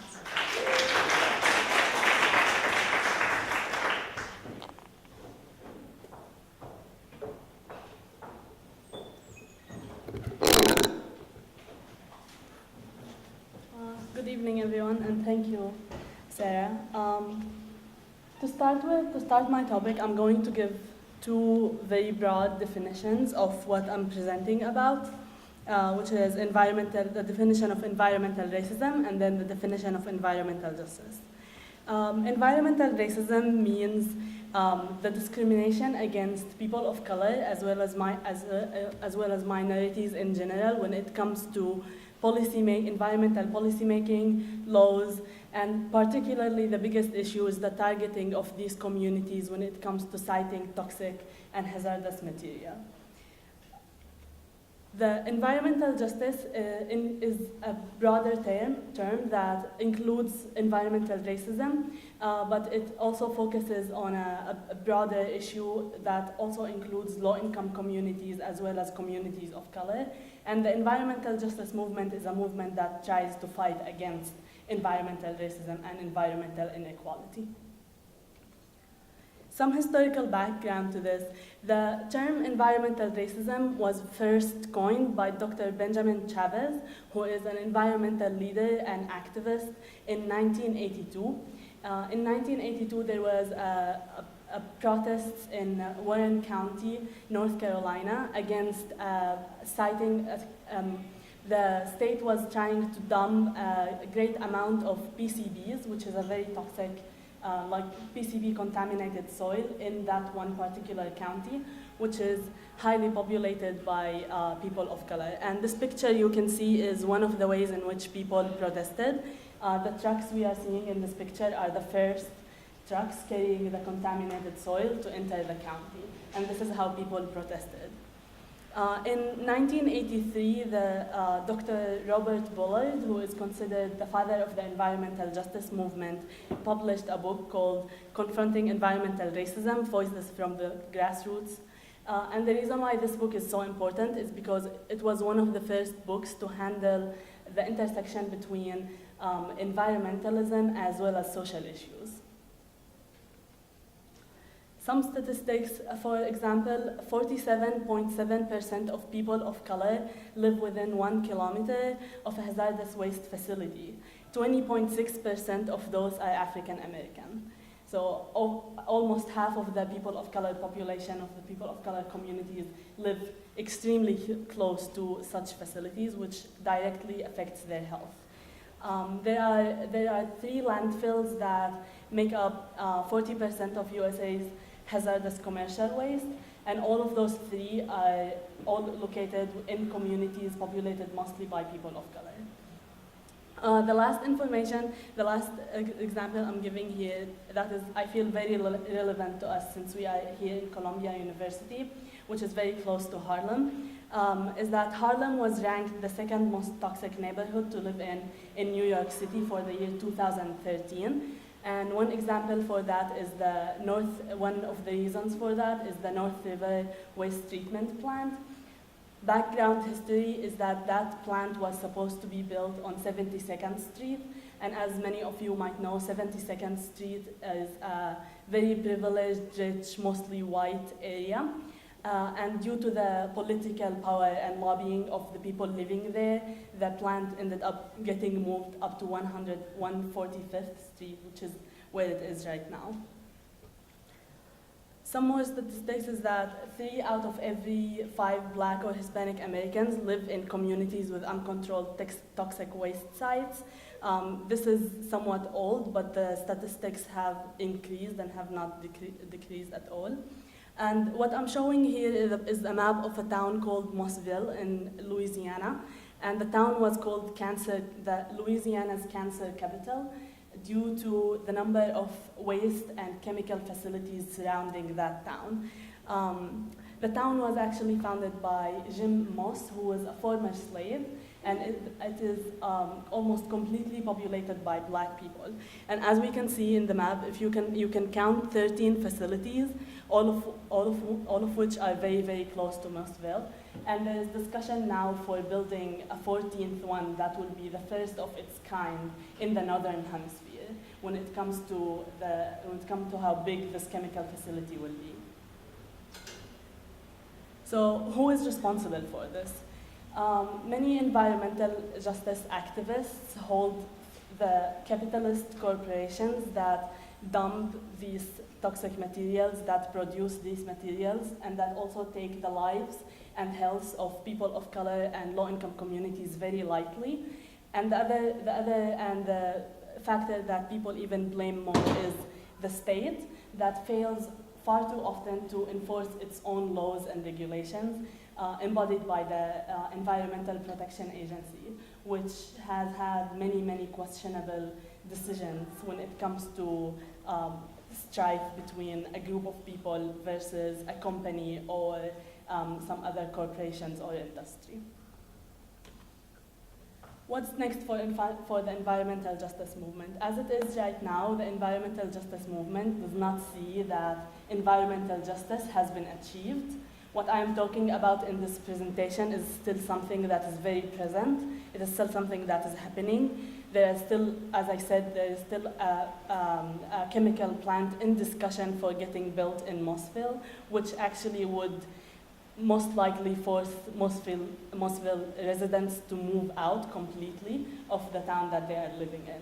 So the environmental justice, while focusing on achieving its goal of environmental justice, it is also going to try to focus more on sustainability, which is one of the biggest concerns of our modern day environmentalist movement. Thank you.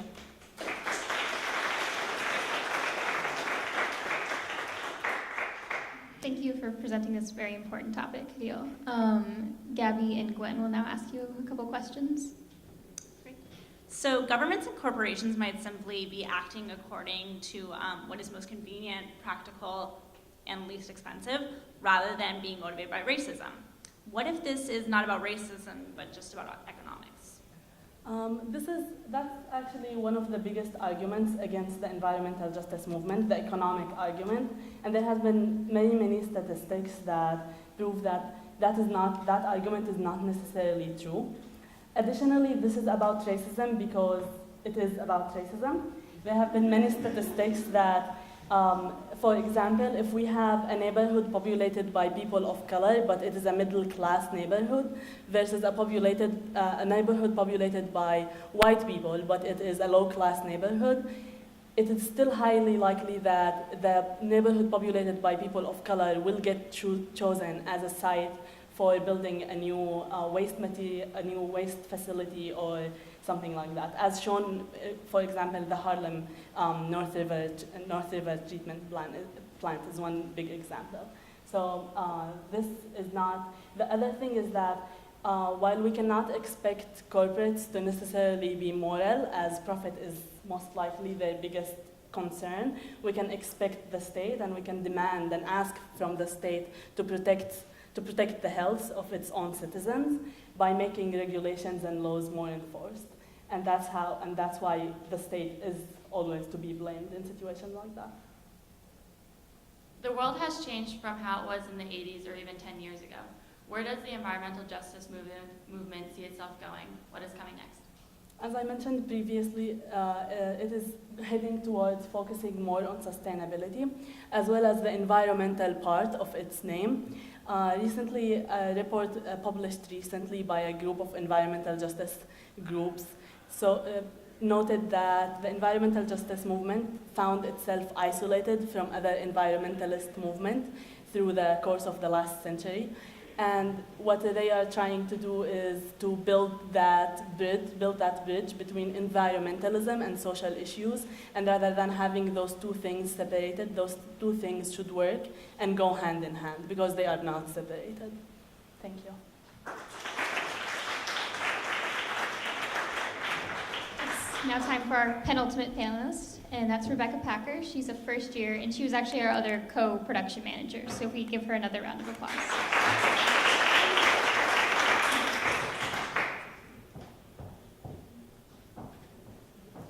Hi everyone.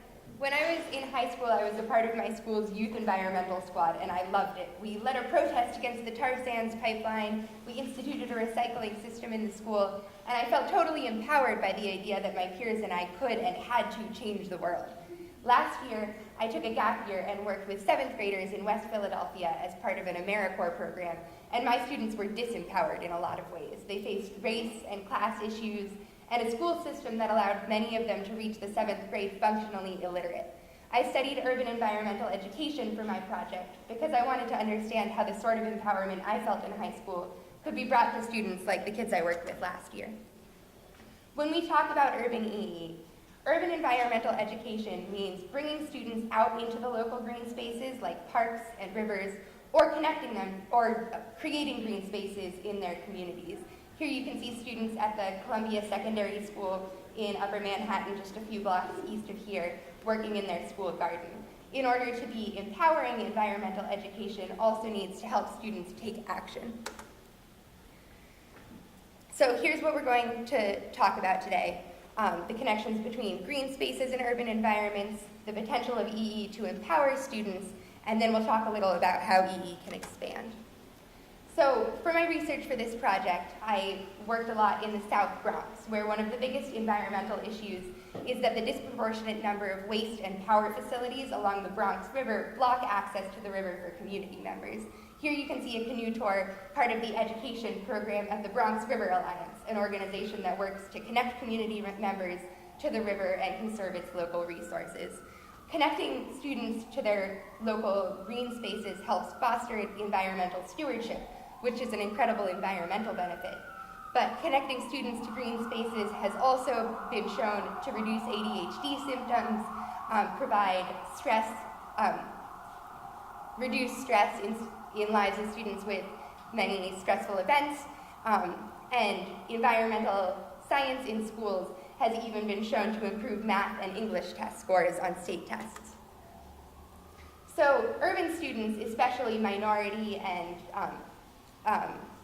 low-income students, face a lot of disempowerment, from the opportunity gap, a disparity in resources available to them, to environmental injustice, which Hadil just talked about. Action-focused environmental education has the potential to empower students. Here you can see 2 high school interns at the Green Jobs program at Van Cortlandt Park in the Bronx. Paulina Mohammed, the director of the program, says the students develop professional and leadership skills, and many students are leading other groups of volunteers a year later. Action-focused environmental education helps students develop a sense of efficacy, the feeling that they can create change in their environments. And efficacy can help them face the other issues in their lives. So how can urban EE expand? Schools can play a big part in the expansion of EE looking towards the future by forming partnerships with the diverse sources of environmental education. Here you can see middle schoolers at the Van Nest Academy in the Bronx, where 7th graders design and perform their own experiments on Bronx River water quality. Van Nest Academy doesn't run this program alone. It's partnered with Urban Advantage, an education nonprofit, and the Bronx River Alliance, an environmental nonprofit, who provide resources and training. So here's what we talked about today. Urban green spaces provide both environmental and human benefits to urban students. Environmental education has the potential to empower students through taking action, and urban EE can expand by forming partnerships with the many diverse sources of environmental education. Thank you.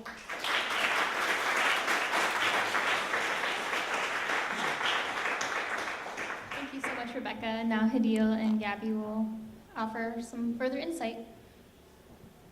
Rebecca, you talked about the diversity of sources of environmental education, from schools to nonprofits, but often diverse sources end up being scattered sources. How can students get a consistent education about their environments if their knowledge is coming from so many different places? Thank you.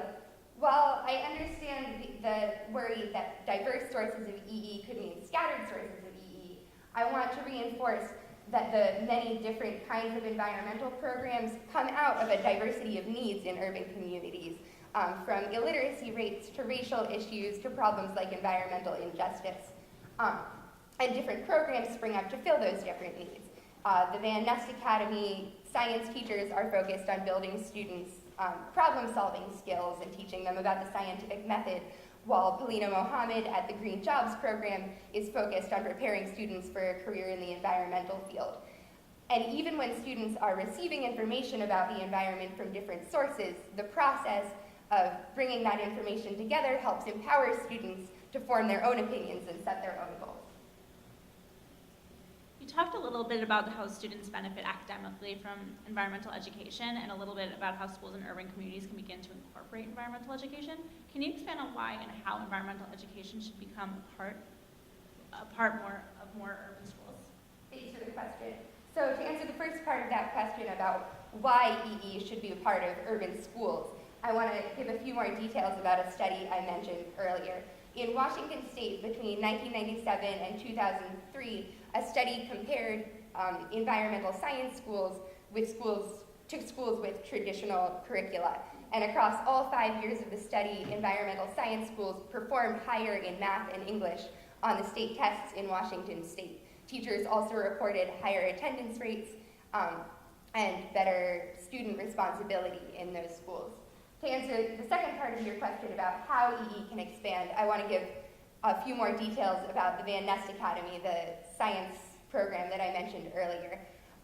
The middle schoolers perform experiments on Bronx River water quality, but Van Nest Academy is partnered with Urban Advantage, an education nonprofit focused on improving science programs who provide teacher training, curriculum support, and materials for water quality testing.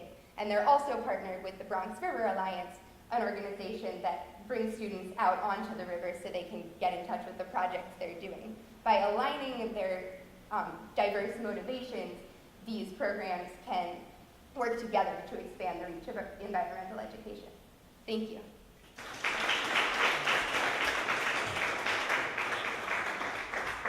Okay, hi, I'm still Sarah Moran. I'm still a junior in astrophysics.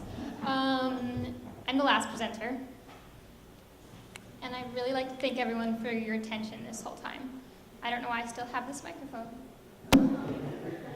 Just a second.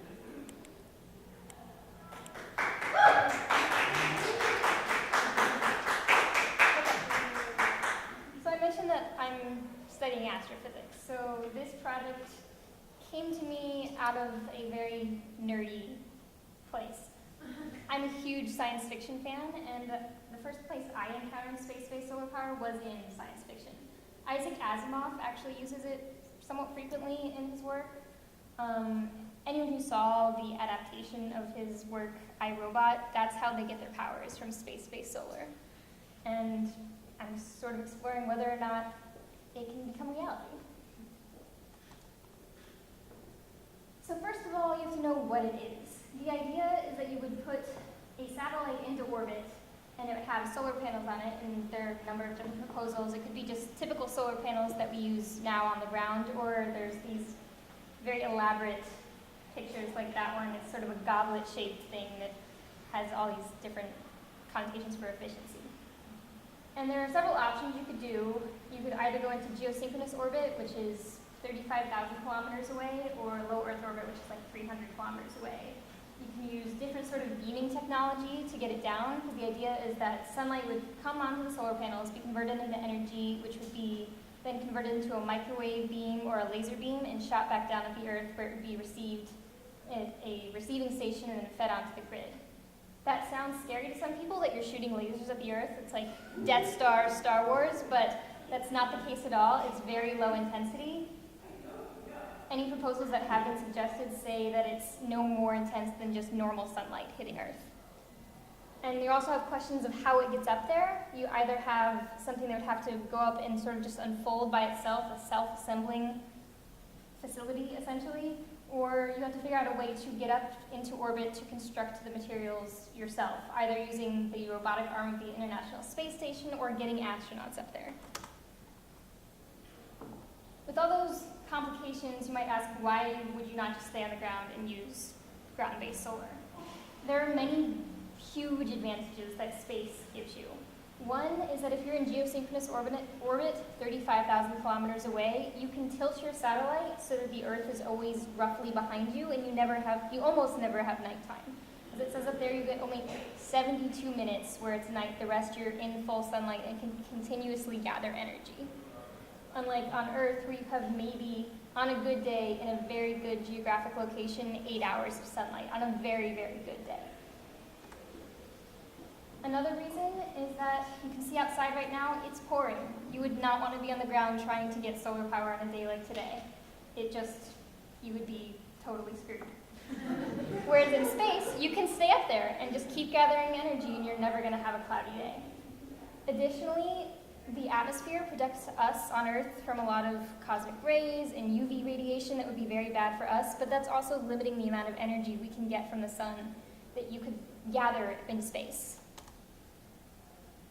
Yet another reason is ground-based solar takes up a lot of space on Earth. You need these huge facilities of many, many solar arrays in order to gather a meaningful amount of energy. In space, all that's far away from us. You do have the receiving station on Earth, but depending what you do, that's also a much smaller impact. If you use a laser system, you only need a couple meters in diameter for your receiving station. If you use a microwave system, which is, as you can find out more, probably the more advantageous choice, you have to go to kilometers in diameter. And while that sounds huge, this picture shows that the facility can be built so that you can have usable land under it. You can use farmland. There's a good example of this right now in Arecibo, the observational facility in Puerto Rico. They have a giant radio telescope, but underneath that is farmland. And the same thing can be done here. Space-based solar power has the capacity for huge amounts of power. One satellite by American's proposal, he was a former NASA employee, he estimates 1,000 to 2,000 megawatts per satellite. And with all the satellites you have up there, that gives 100 gigawatts, which is 100,000 megawatts. One satellite, that means, provides power to 400,000 homes. Japan also has lots of investment in this idea, and they have a proposal right now for something that would be equivalent in power to a medium-sized nuclear power plant. All that's great, but the biggest issue facing space-based solar is that it costs a lot. In order to get into orbit, you have to launch materials, and right now that's extremely expensive. You can see that to go to geosynchronous orbit is $2,000 per kilogram, and you'd need many, many kilograms in order to build a facility. And the only project that's been proposed by an American, that same guy, he estimated conservatively that it would be $20 billion for his completed project. And just to give you some perspective, that's a 2 followed by 10 zeros. In order for this to be viable at all, we need the cost of launch to come way, way down. And that can only happen, I think, with the involvement of private industry. Companies like SpaceX, who are successfully launching into space and not government affiliated, are bringing the cost down. This picture right here is of SpaceX's Falcon rocket, which has successfully delivered payloads to the International Space Station. Even with funding, which we don't have right now, the guy who proposed, the American who proposed an idea has said that he has no more funding and he needs more to continue. But even if he had that today, he could not launch until 2025. This isn't a quick fix solution. It's a much more long-term investment that we need to make. And cost continues to need to come down in order for us to really follow this. Ultimately though, 90% of Earth's energy needs could be met just by space-based solar power alone. 90% is not 100%, so I do think we need to continue investing in things that will help us today, like ground-based solar and wind, as Lizzie talked about, geothermal, hydro. All of these different green energies need to work together, but I think space-based solar power is one that we should really think about. Thank you.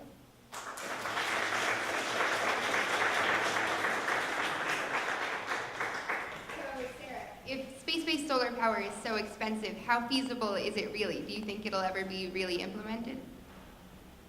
It is very expensive. $20 billion is not chump change. But to put that number into perspective even further, the Affordable Health Care Act, or Obamacare, is estimated to cost $1.5 trillion versus $20 billion. That's a difference of like 75 times. So it's all about what we prioritize. Healthcare was prioritized and got through. If we prioritize this, I think it could happen, but a huge sea change needs to happen in people's attitudes toward it. If you ask the average scientist off the street about space-based solar, they're more likely to laugh at you than anything else because it does seem like such crazy mad science. So without that, I really don't see it happening for at least 15 years, 20 years. Sarah, how could SBSP be used to bring energy to more people across the world who do not currently have access? Why is it uniquely capable of doing that? This is actually one of the coolest things about space-based solar power to me. Because it's a satellite, you can point the satellite to where it's needed at that time. So if it's nighttime in California, they don't need a lot of energy, but it's daytime on the other side of the world, you could point your satellite to direct energy there when they need it. This also has great possibility in disaster relief. You can, the Japan Space Agency has said that you could create a receiver that's portable and you can just bring it to where it's needed in like an earthquake or a tsunami, and it unfolds and then can be receiving power and act as a generator to bring people power that they need in times of crisis. So, yeah. Thank you.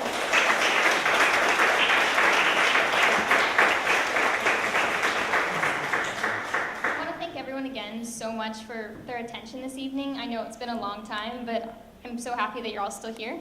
And I also like to thank our panelists for giving such wonderful, interesting presentations. I hope we've given you all things to think about, and to keep the conversation going, I'd like to open up the floor now for Q&A with the whole room.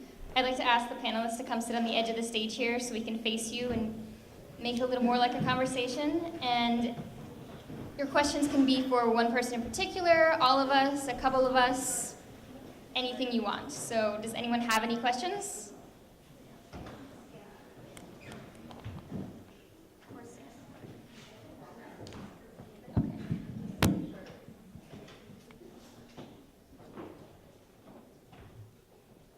Nobody has questions? You do? I'm Jackson. How's it going? I don't think I really need this, but I'm gonna use it anyways.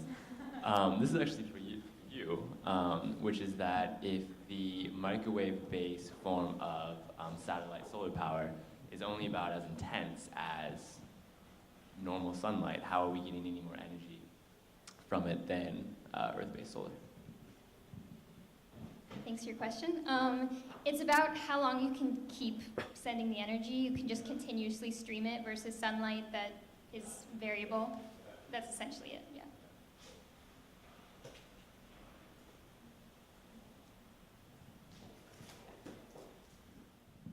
This is to the wind power lady. Okay. Tell me if I'm wrong, but I have read several times that these windmills, turbines, are killing a lot of birds and doing a lot of nerve damage to anybody with anywhere near there that hears the sound. It's like it gets into your system and is really doing nerve damage. What do you know about that? Okay, so first to the wildlife concern about birds. So wind turbines have been known to have some effects with migrating birds, and that like birds will try and fly and get hit by turbines. But it is estimated that house cats actually kill more birds in a year than do turbines. So at this point in time, it's really almost negligible. It's a different species of bird, obviously, that you would be looking at, but it's almost negligible. To the second question, you were asking about sound. Yes? Nerve damage. Nerve damage. Okay, so it depends on where you would be putting these turbines also. So a lot of them are in the Midwest right now. They're on farmers' property, and a lot of the farmers that have been interviewed about it have said that, yes, they have, there are some loud noises. I don't know specifically about nerve damage, but there is known to be noises, but also the people agree to have it on their farms. So they are getting paid by the government. They're getting some sort of payment for having the turbines on their property, and they're agreeing to it in advance. And if this is happening, then they're making the personal choice to do so.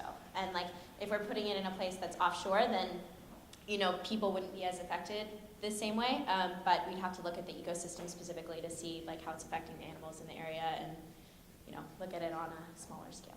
Thank you. Yeah.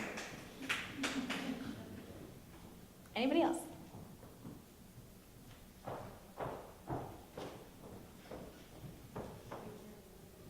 If you need to decide which of all the topics that you exposed today, which gonna be the one that we need to choose to work all together.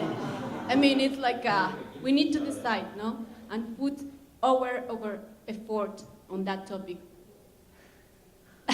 Which one do you think it's gonna be? Fight to the death.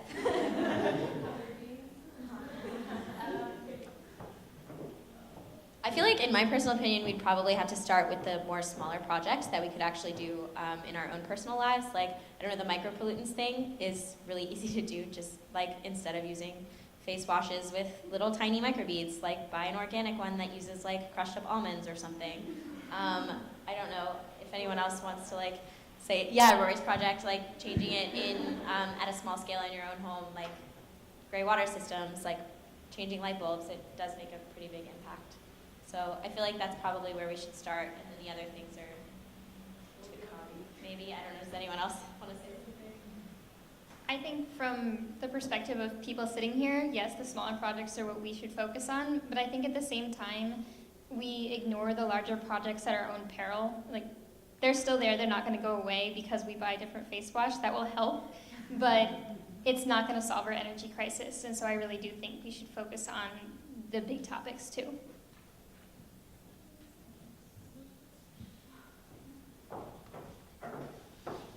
The girl who talked about ecotourism, I heard something about the 4 leaves, which if you have all 4 leaves for an eco lodge, that means, you know, you're the most, you know, you're the best for the environment. So what goes into the 4 leaves and how do you attain that in an eco lodge?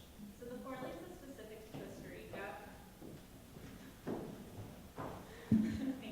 So the 4 leaves is specific to Costa Rica, and it's how they judge how eco-friendly a hotel is built specifically. So in order to obtain the 4 leaves, it's kind of the equivalent to like getting the 5 stars, I guess you could say.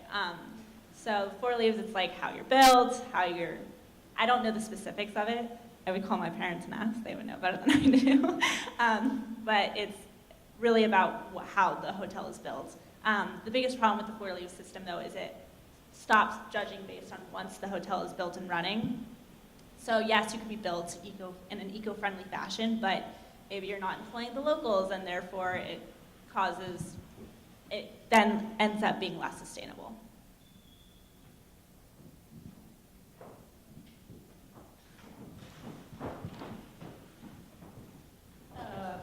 I think you, right, from Korea?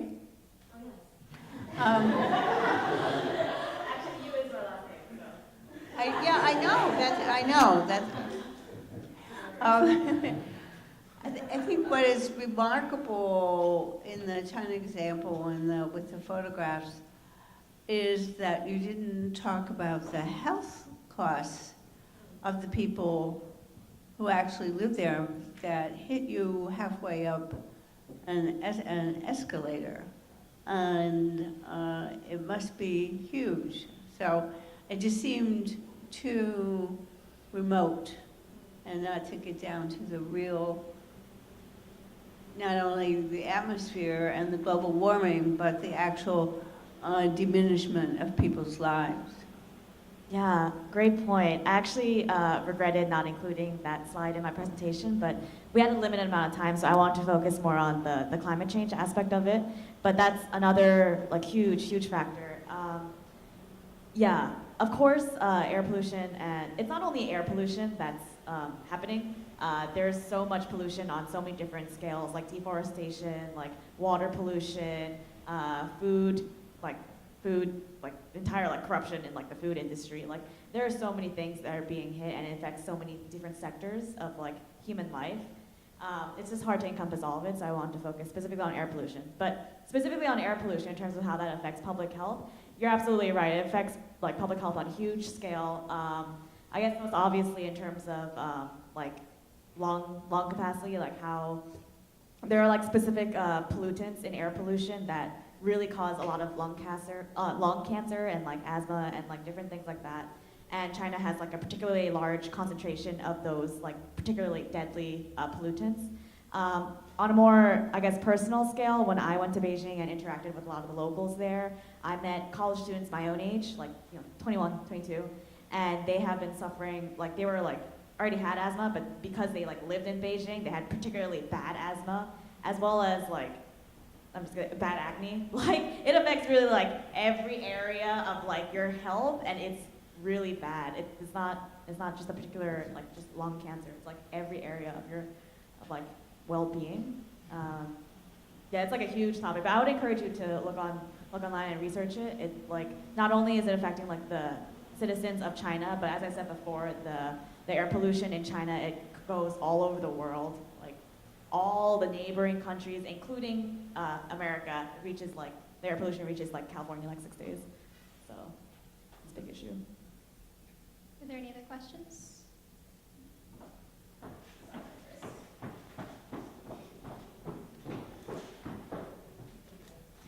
Thank you all for speaking tonight, by the way. This is again for the ecotourism girl. Gabby, was that your name? Yeah. Gabby, all right. So one thing I felt you sort of danced around in your presentation were the effects on humans of ecotourism, although you had sort of a few suggestive photos of, for lack of a better word, kind of shanty towns. So I was wondering sort of how you would regulate essentially the fact that you'd have sort of foreigners coming into these places, buying land, developing the land, and then profiting from tourism that could be benefiting the local population, while increasing economic disparities and causing, as you said, rampant poverty, all the while making sort of tokenistic efforts at benefiting the locals. So how would you, I guess, reconcile the the environmental benefits of ecotourism with the humanitarian detriments? So ecotourism is greatly central, not just on the environment, but also the human aspect of it. So many of the hotels that I had pointed out on that map, La Paloma, one example where I've actually stayed, they do a huge amount of community service within the town where they are located, within the schools mostly. And education is like a huge thing in Costa Rica. I believe they have a 93% literacy rate, which is one of the highest in Central America. So a lot of these eco lodges and hopefully soon more hotels are going to be providing more services to these schools and thereby creating better living standards, because education, I believe, is key to closing that disparity. I hope that answers your question. I think we have time for one more, so okay. Thank you. GMO is a very big issue in Europe, and in this country, GMO hasn't really found its legs yet, even though a few states have taken issue with it. And I get the feeling that the science hasn't kept up with whether or not it's safe or not to eat it. And therefore, it's the Frankenstein issue that people just resort to scare tactics to resolve the issue. Yeah, that's the biggest issue that environmentalists are kind of trying to grapple with in the public, is that there's just not enough research out there, and there's a lot of conflicting research, so who do we believe? Which is why environmentalists have really been pushing for this labeling bill, to kind of just the right to know, like if you don't want to eat GMOs, or if you do, you have the choice, you see the label, you can choose not to. But in the EU, a lot of people actually criticize them for not relying on sound science and kind of reacting too fast to public opinion. So in 2001, when there was a massive mad cow outbreak in the UK, public policy completely changed and they automatically banned GMOs. They did a moratorium on them for a brief time. So a lot of people criticize them for not using enough science, and the US kind of basing it too hard on the science that they're kind of doing in the FDA. Okay, we are, thank you.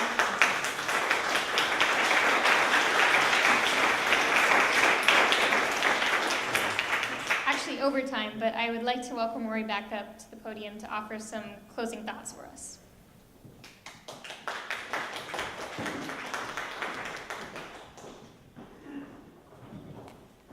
Thank you all so much for your attention, and I promise this won't be too long. I just want to make sure before we leave we give thank yous to where thank yous are due.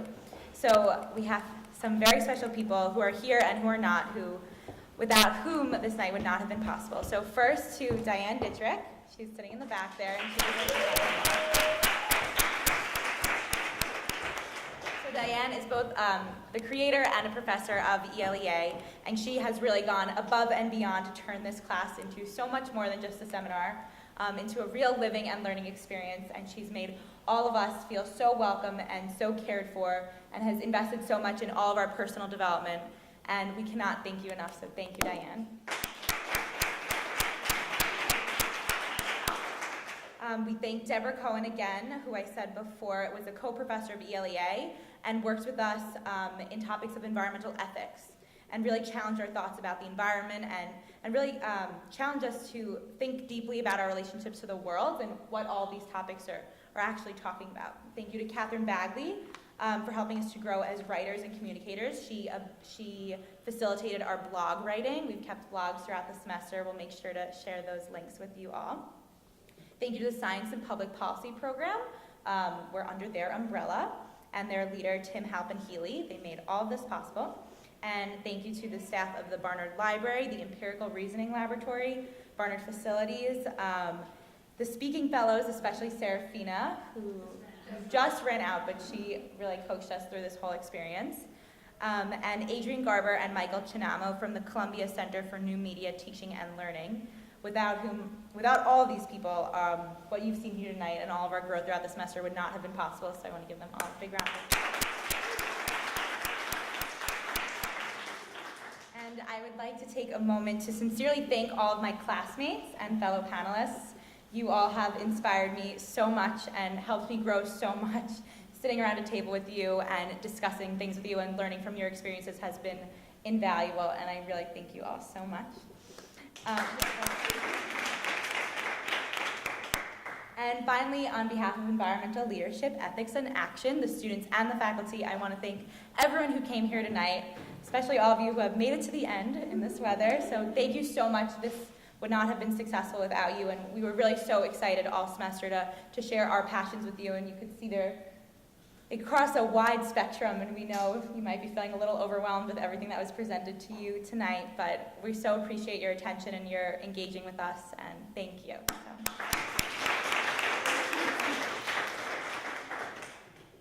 So a few housekeeping things. So we still have the slideshows going, showing you what's going on. We have the signing sheet on the side, so you can include your email addresses. We also have lots of food at the back, which we would love for you to stay and enjoy. It was all made with so much love by all of us. So we'll all be around. Feel free to stay, talk with us, engage with us. And we thank you all so, so, so very much. So have a good night.